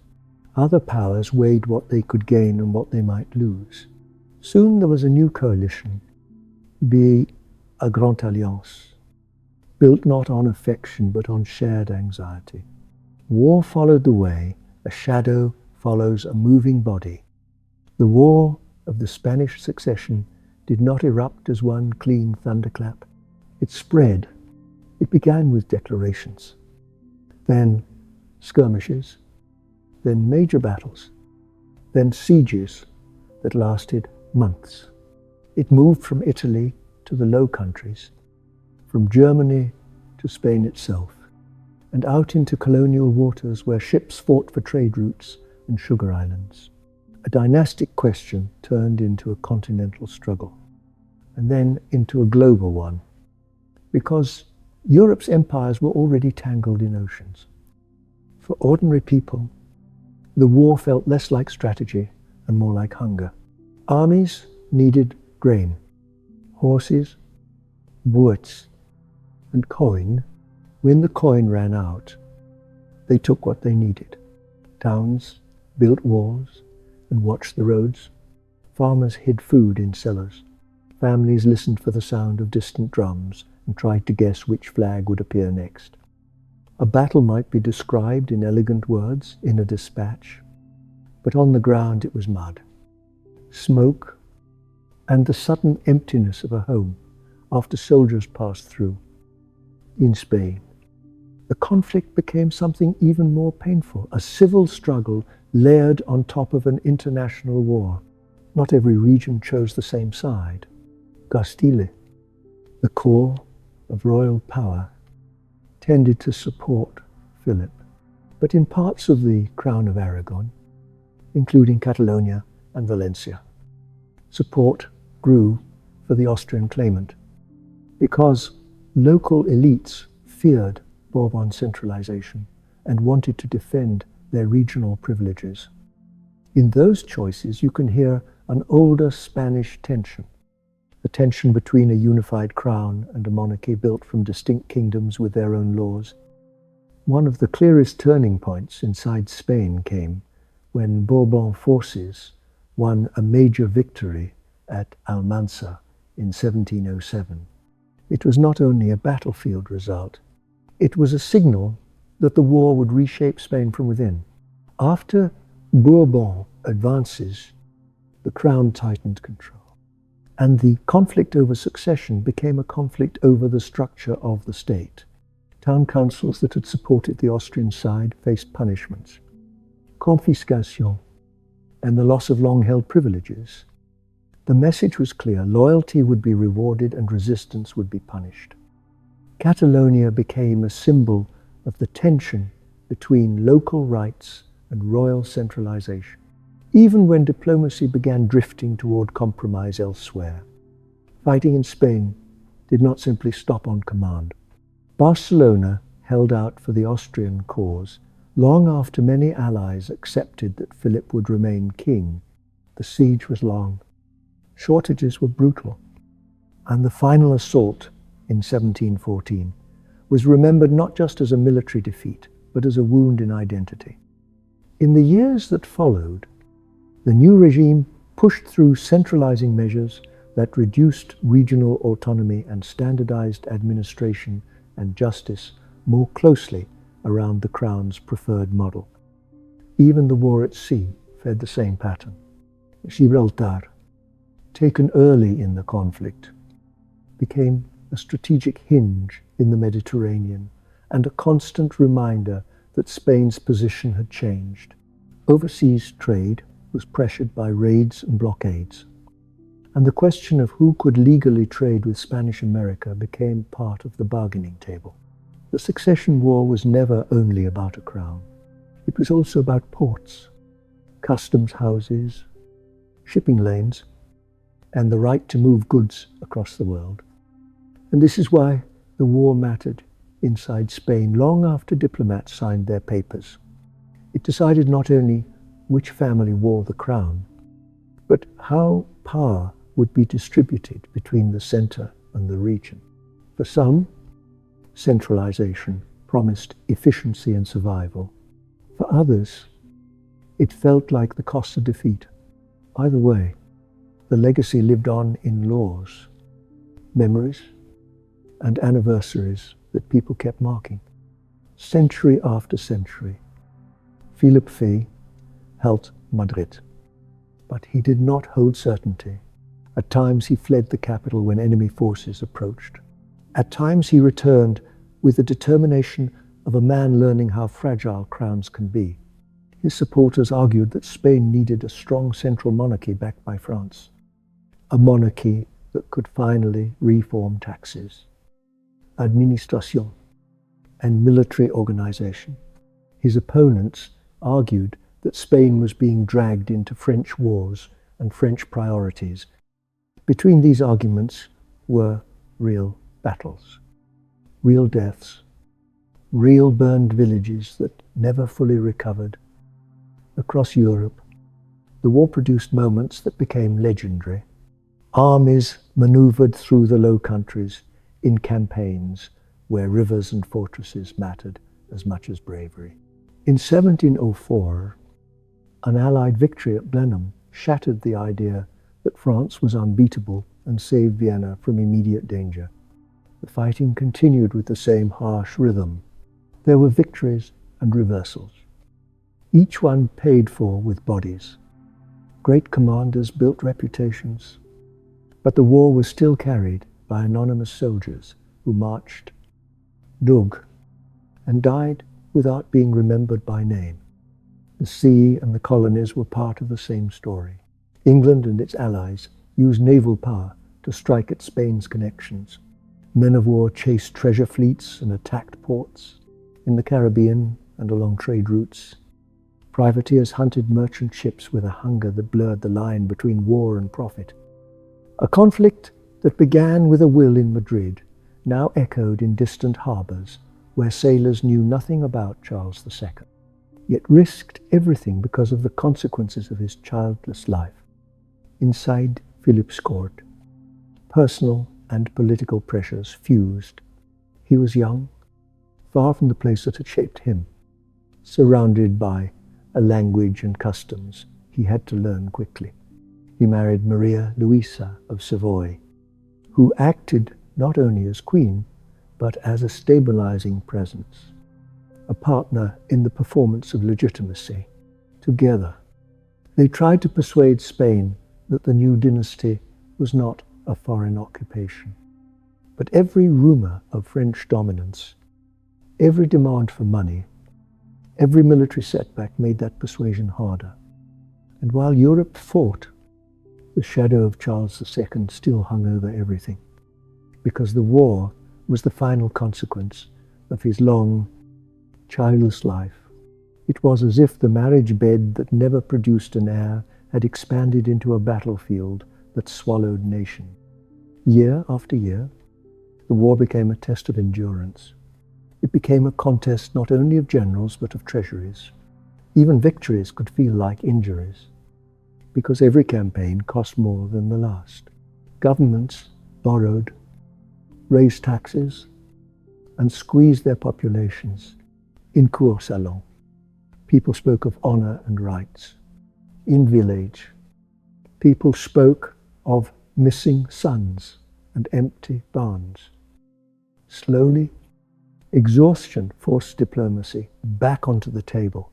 After a decade of fighting, powers began to accept that no one could win everything. Another shift made negotiation easier in 1711. The Austrian claimant, Archduke Charles, became Holy Roman Emperor. Suddenly, some of Philip's enemies faced a new fear. If they fought on and placed Archduke Charles on the Spanish throne, they might revive a huge Habsburg bloc that looked uncomfortably like the old empire they had once struggled against. The war had begun to prevent a union of crowns, and now it threatened to create a different union. The settlement that emerged, associated most famously with the Treaty of Utrecht in 1713, and related agreements that followed, reshaped Europe. Philip V remained King of Spain, but the fear of a France-Spain union was addressed by requiring that the French and Spanish crowns remain separate. In practice, this meant formal renunciations and a diplomatic wall built out of documents, oaths, and mutual surveillance. Spain paid a heavy price in Europe. The Spanish Netherlands passed out of Spanish hands. Important Italian territories shifted as well. Britain gained strategic footholds and commercial advantages that increased its global influence, including control of Gibraltar and certain trading rights within the Spanish Empire. Austria strengthened its position by acquiring major territories, building a new Habsburg map even as it failed to claim Spain itself. If you step back, the tragedy is not only that Spain lost land, it is that Spain lost time. For generations, the Habsburg strategy of marrying within a tight circle had been meant to preserve power. It did preserve a certain kind of continuity, but it also preserved vulnerability. It produced a king who could not carry the dynasty forward, and that weakness invited others to decide Spain's fate. The lesson is uncomfortable.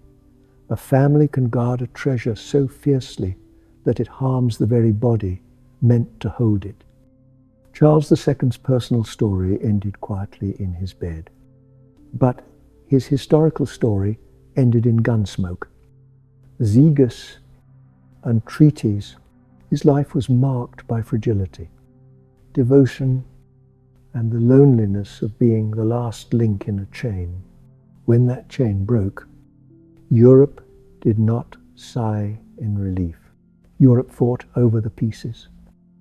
And yet, there is also something human to hold on to in the darkness.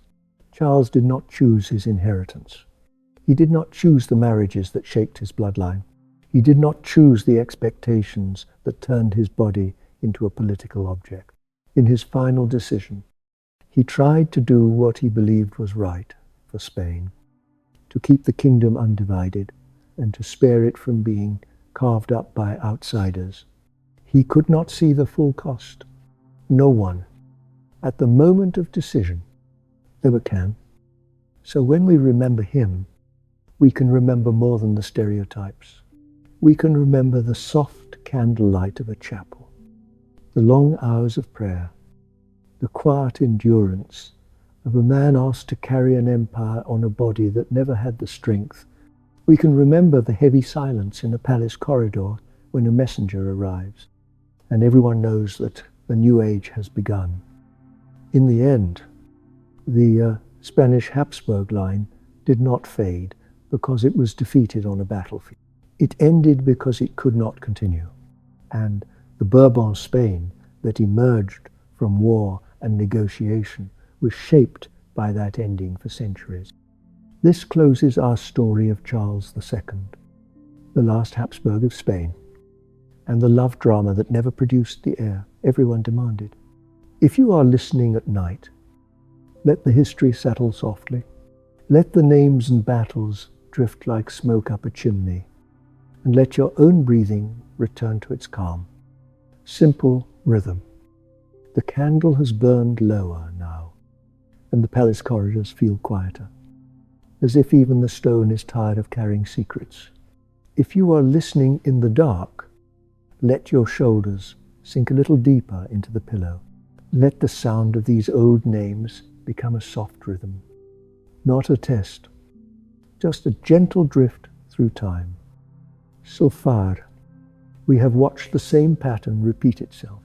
A princess is born inside a family web. She's trained to smile, to pray, to obey. Then, before she has learned what she truly wants, she is moved across borders like a sealed letter, pressed into a marriage that tightens the web even more. And now, as we ease into the later chapters, the consequences start to feel less like whispers and more like weight. The great dynasties begin to act as if they are locked inside a room with only mirrors, choosing the same faces again and again because the door looks too risky. Tonight, we step into that room. We return to Spain, where devotion filled the air like incense, and where royal life was wrapped in black velvet and strict ritual. In the 17th century, Spain was still powerful on paper, but the body of the empire was growing weary. Wars dragged on, money drained away, and inside the palaces, the family that wore the crown became more fragile with each generation. In this part, we meet the women who stood closest to the final turning point. One of the most important was Mariana of Austria. Mariana grew up in the Austrian branch of the Habsburgs, where marriage plans were drawn up like battle plans. She learned religion, etiquette, languages, and the careful art of saying little while revealing nothing. And she understood, long before she married, that her body would serve the dynasty. As a teenager, Mariana was sent to Spain to marry King Philip IV. The match was not unusual by the standards of their world, and that is the strange part, because Philip IV was not only her future husband, he was her uncle. You can imagine the official story: a holy dispensation, a grand wedding, a marriage meant to keep the Spanish and Austrian branches united, to protect a vast inheritance from outsiders. But behind those polished words was a simple truth. The family net had grown so tight that even the most powerful house in Europe could not easily find a bride who met its requirements without also sharing a large part of its blood. Mariana arrived in Madrid with a younger face and a heavy fate. Spain's court was strict and watchful. She learned quickly that a queen's life could feel like living inside a painting, always posed, always observed, always expected to be calm. And there was one expectation above all: an heir. Philip IV had already lost children. The Spanish line was thinning. The court needed a son who could carry the crown forward. So Mariana did what queens were trained to do. She became pregnant again and again, each time stepping into the danger of childbirth, and each time carrying the stress of knowing that the empire's future was being measured inside her. Many of Mariana's children did not survive. In royal records, these losses were softened with polite phrases, as if the court could protect itself from grief by refusing to name it. But the reality was simple: and cruel babies born too weak, fevers that arrived like thieves, tiny lives that ended almost as soon as they began. At last, one child lived. In 1661, Mariana gave birth to a son named Charles. For the court, this was relief and desperate hope at the same time. Bells rang, chapels filled. The newborn prince was presented as a gift, not just to Mariana, but to Spain itself. But almost immediately, something felt wrong. Charles was fragile. He struggled to feed. He was often ill. His development was slow. Even the most polite courtiers found themselves whispering, because they could see that the long chain of close marriages had created a child who seemed to carry too much burden in his bones. Mariana, though, was his mother. Whatever the court feared, she loved him. She defended him. She clung to him with the fierce devotion of someone who knew that without him, her own position would collapse as well. Then, in 1665, Philip IV died. Charles was still a small child. Mariana became regent, ruling in her son's name, trying to hold a kingdom together while the boy king struggled simply to grow. Picture her now, a young widow in black, moving through cold halls, signing papers, listening to advisors, fighting factions that did not truly respect her. Foreign ambassadors watched Spain for weakness. Nobles argued for influence. Priests demanded obedience. And all the while, Mariana had to protect her child. During Mariana's regency, Spain did not feel like one solid kingdom. It felt like a set of rooms, each room full of men arguing over who had the right to guide the child king. Mariana leaned on advisors she trusted, including her confessor, a Jesuit named Juan Everardo Nithard. And that choice alone created enemies. Noble families whispered that a foreign priest was ruling Spain. Ambitious courtiers promised, in private, that they would rescue the kingdom from the queen's influence, though what they really wanted was to replace her power with their own. And then there was Don Juan of Austria, Philip IV's illegitimate son, charming, popular, and hungry. Many people wanted him near the center of rule because he was strong where Charles was weak, and because strength is always attractive when a nation is anxious. Don Juan became a living reminder that the crown was not only a crown, it was a struggle, and that a woman regent could be blamed for every hardship, even hardships she did not create. Mariana fought these battles with letters, councils, alliances, and the quiet endurance that court life demanded. The royal doctors, limited by their time, tried everything: special diets, strange tonics, bleeding, blessings, exorcisms. Even imagine priests in a royal chamber murmuring over a child, as if the problem could be driven out like smoke. At the same time, the palace kept hunting for an explanation that felt clean. If Charles could not walk steadily, if he could not speak clearly, if his body refused to be the firm pillar a king was supposed to be, then surely there must be one single cause. People searched for a story that could be understood in one breath. Some said it was God's punishment, a warning to a proud nation. Some said it was sorcery, because sorcery was a familiar shape for fear. And some pointed to the family tree that had been braided too tightly. And they did not say more, because to say more would be to accuse the entire system that kept them all employed and sheltered. So the court lived inside competing explanations, each one offering comfort to someone and blame to someone else. Charles himself, raised in that atmosphere, absorbed the fear. Imagine growing up as a symbol, hearing prayers for your strength, hearing murmurs about curses, sensing that your body is being watched as if it were a clock on the wall. As Charles grew, he remained fragile.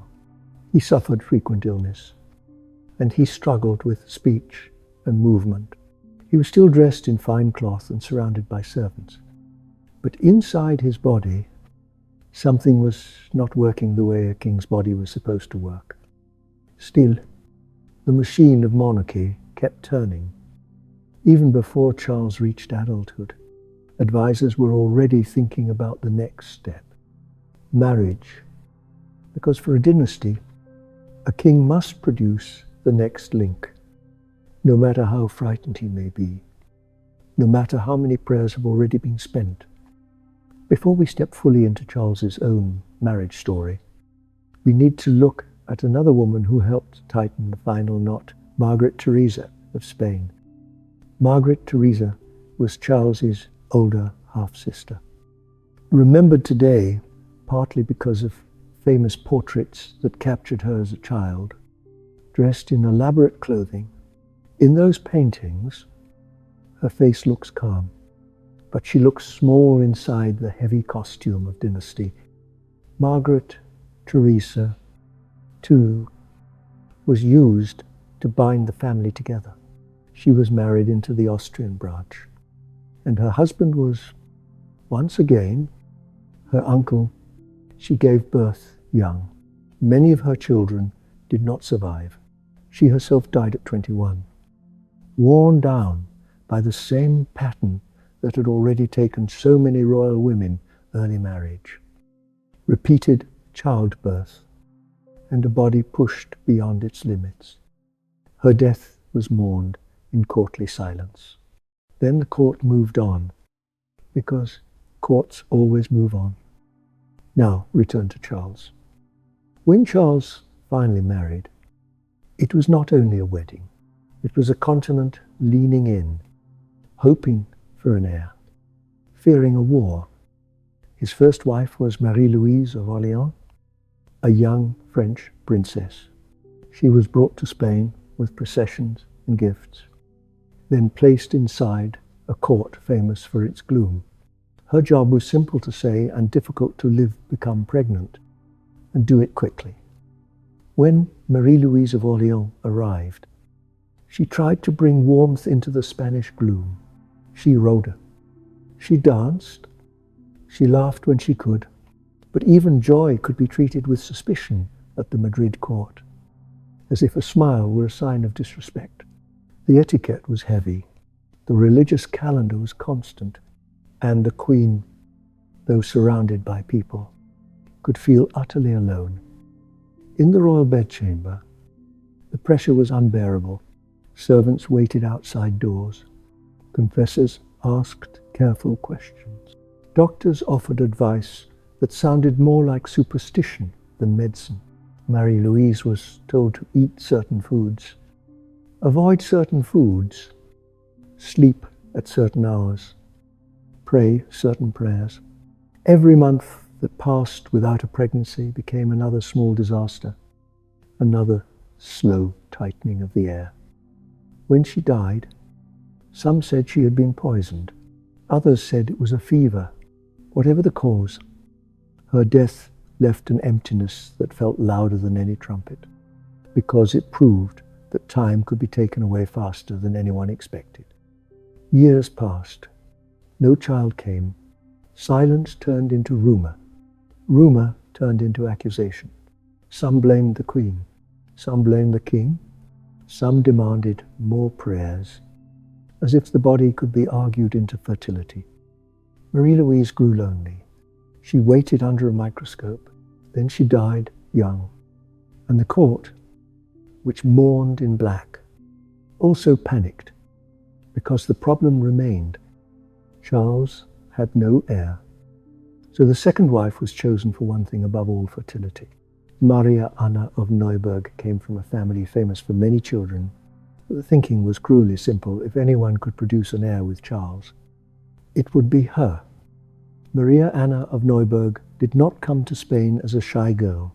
She came as a woman with her own family behind her, her own ambitions, and her own faction ready to grow. Once she realized an heir might never come, the palace turned into something even colder. She and Charles's mother, Mariana, and the advisors around them began to pull in different directions. Each group imagined a different future for Spain, and each group wanted to be the one holding the king's pen when he signed it. Even Charles, gentle and exhausted, could sometimes feel those hands on him. He was the center of a tug of war, and the rope was the crown itself. She could not. By then, the palace felt like a room holding its breath. Outside Spain, Europe's great powers began to position themselves, imagining the throne after Charles. In the final years, Charles's health worsened. He grew weaker, more haunted by the sense that he was cursed. The court fed that fear, because fear was useful. If the king believed he was under a spell, then everyone could fight over who might lift it, who might control him, who might claim influence in the name of saving him. And Mariana of Austria's role becomes even more tragic. She devoted her life to protecting her son and protecting the crown, but she was also part of the pattern that had created his fragility. Even though she did not choose that pattern, she was born inside it. She was shaped by it. She was used by it. When you step back and look at these women, Mariana, Margaret, Teresa, Marie-Louise, Maria Anna, you can see the same truth. They were asked to carry empires in their bodies. They were asked to produce heirs, as if heirs were coins. They were asked to solve problems larger than any one person, and often larger than any one generation. And now, as Charles's life moved closer to its ending, the story itself moves toward its lowest point. The moment when the dynasty's long strategy, meant to preserve power, finally creates the most dangerous kind of weakness. Because when the last king has no child, the crown becomes a spark, and Europe is full of dry wood. In the next and final part, we will step into the last years of Charles II of Spain, the end of the Spanish Habsburg line, and the storm that followed. For now, let the palace lights dim in your mind, and let the names soften like smoke rising from a candle that has almost burned down. If you are still awake, let this final part arrive, like a soft closing of a door. The palace is colder now, the candle shorter, the silence heavier. And yet, in that silence, we can see the end of this long chain more clearly. Charles II grew into adulthood the way a tired flame keeps burning because the wick has not finished, even when the room has begun to darken. He was treated with reverence and frustration at the same time. On ceremonial days, he was dressed, guided, placed on display.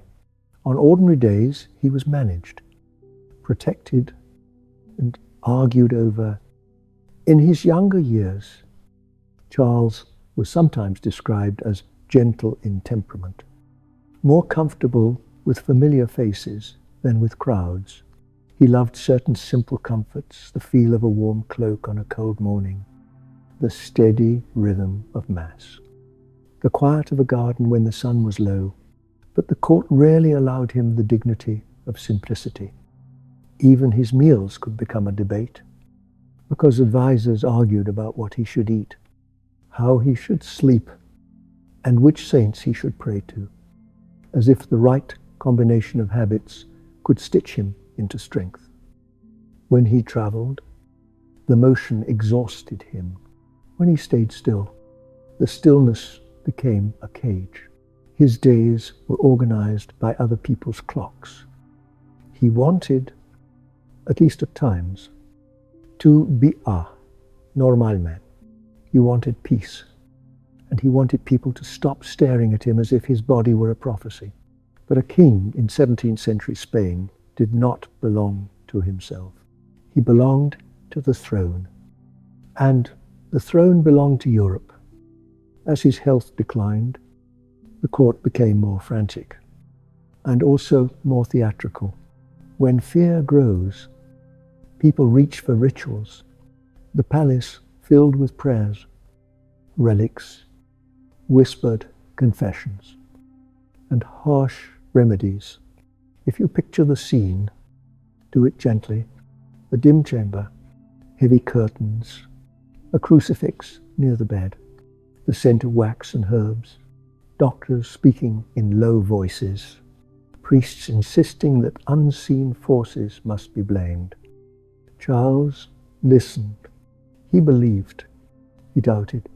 He returned to belief again, because belief was one of the few things his world offered when the body refused to obey.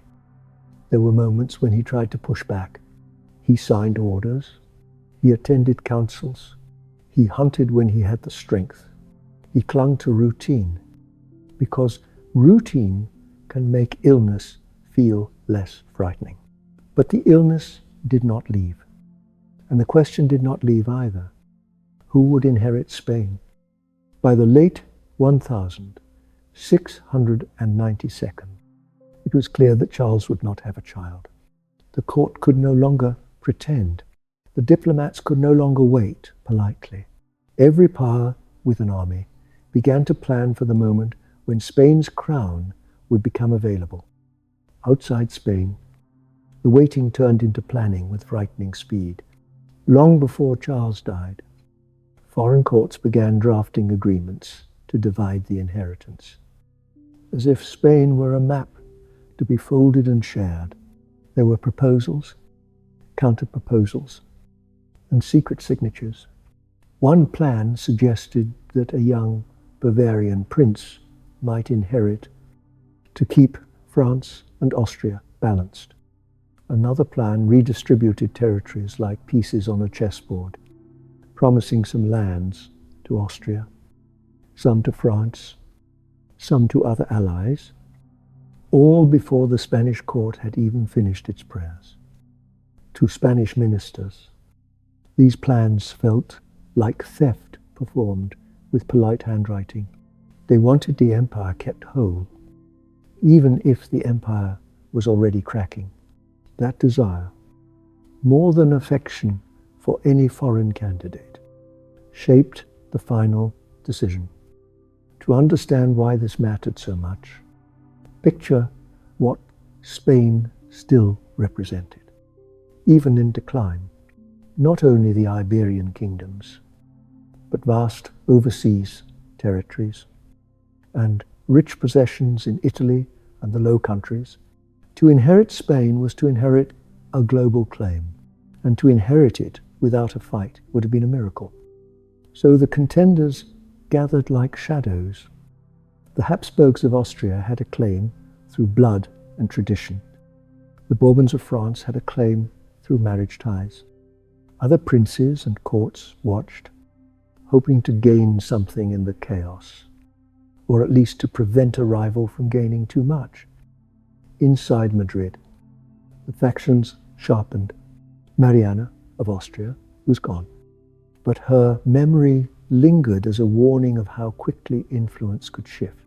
Maria Anna of Neuburg, Charles's second wife, tried to protect her own position by supporting certain heirs, then others, then changing again when the wind changed. Her household and the nobles around her fought with advisors who wanted a different future. Letters flew, rumors bloomed.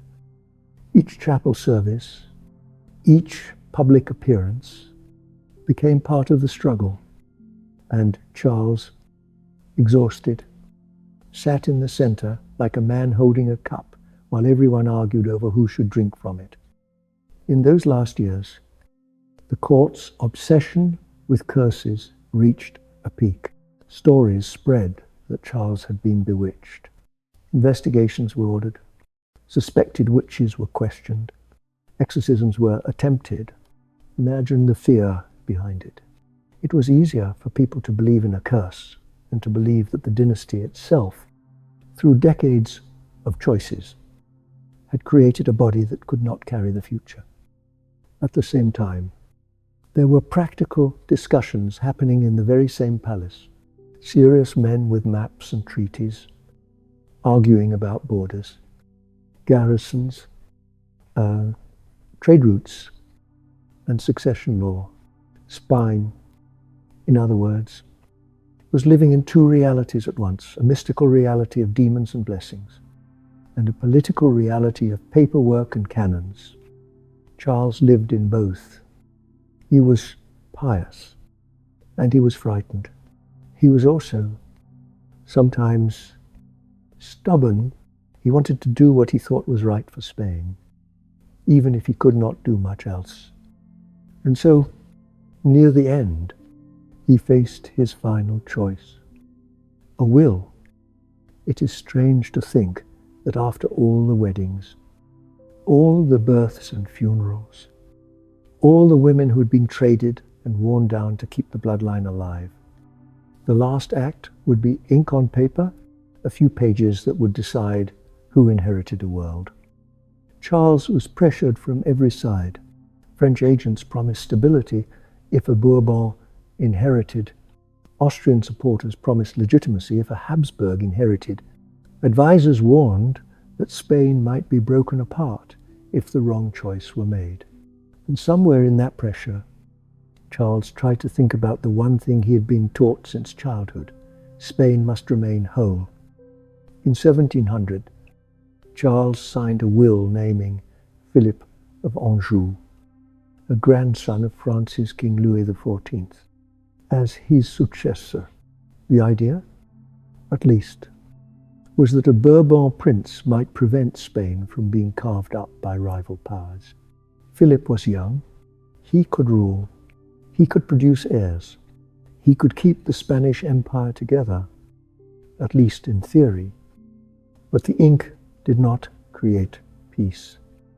It created a spark, because to the other powers, a Bourbon on the Spanish throne looked like France swallowing Spain, and that was unacceptable to those who feared French dominance.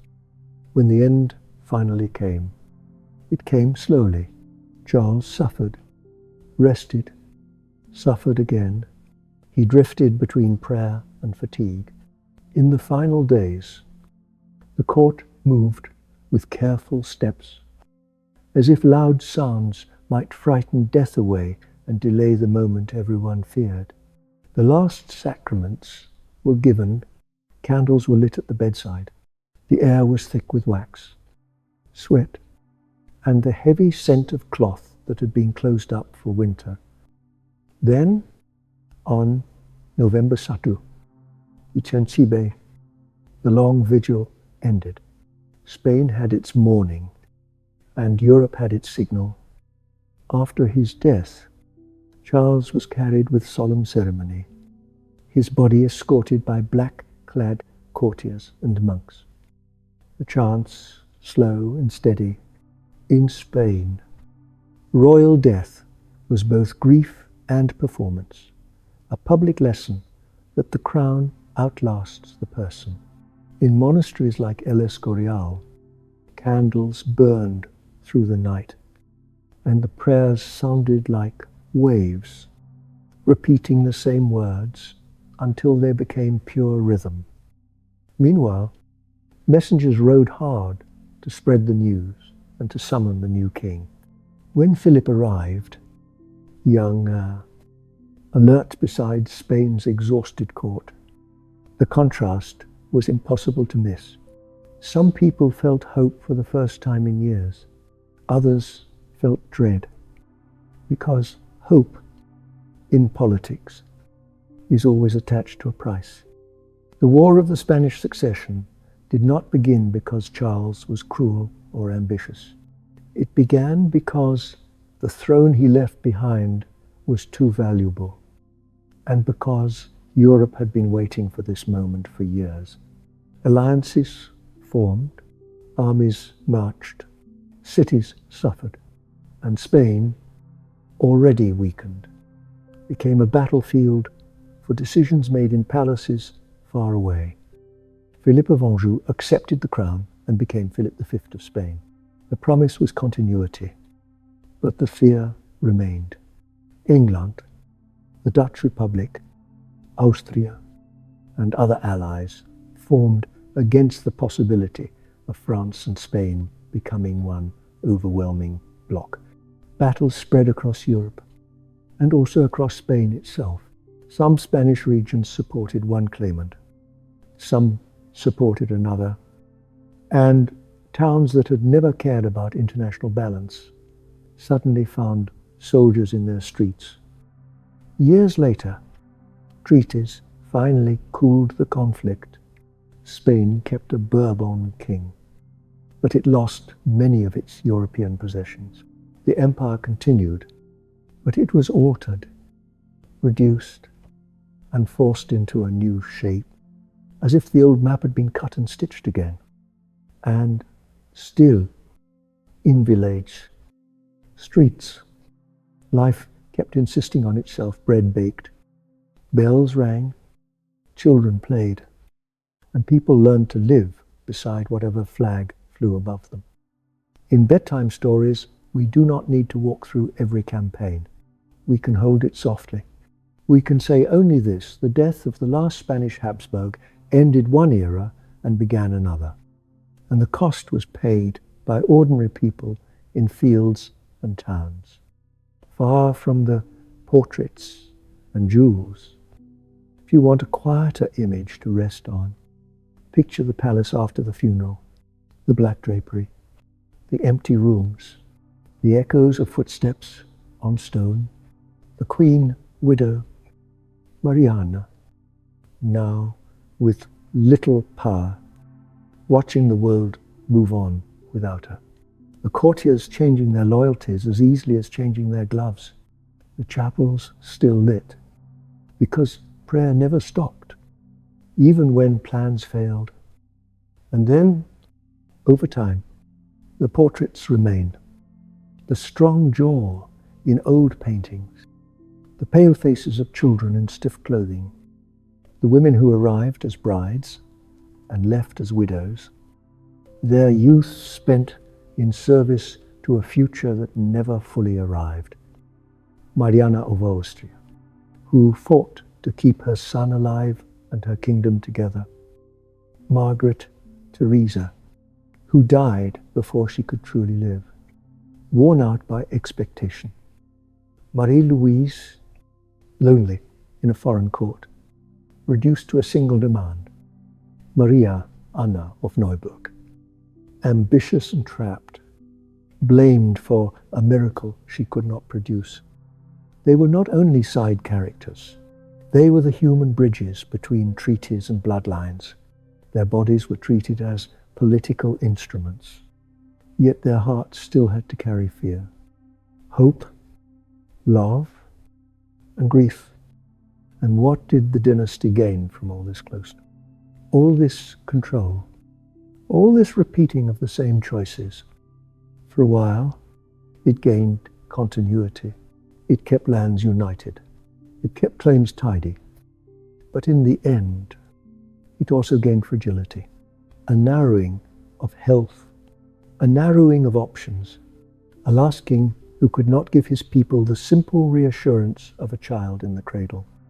History often talks about kings and wars, but tonight we have walked with the women as well, because their stories reveal the true cost of dynastic strategy. The cost was not only political, it was intimate. It lived in pregnancies and funerals, in lonely bedrooms, in prayers whispered over sick children, in young bodies asked to carry the future like a stone.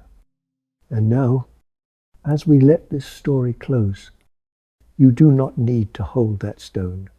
Let it slip from your hands. Let it fall into the past where it belongs.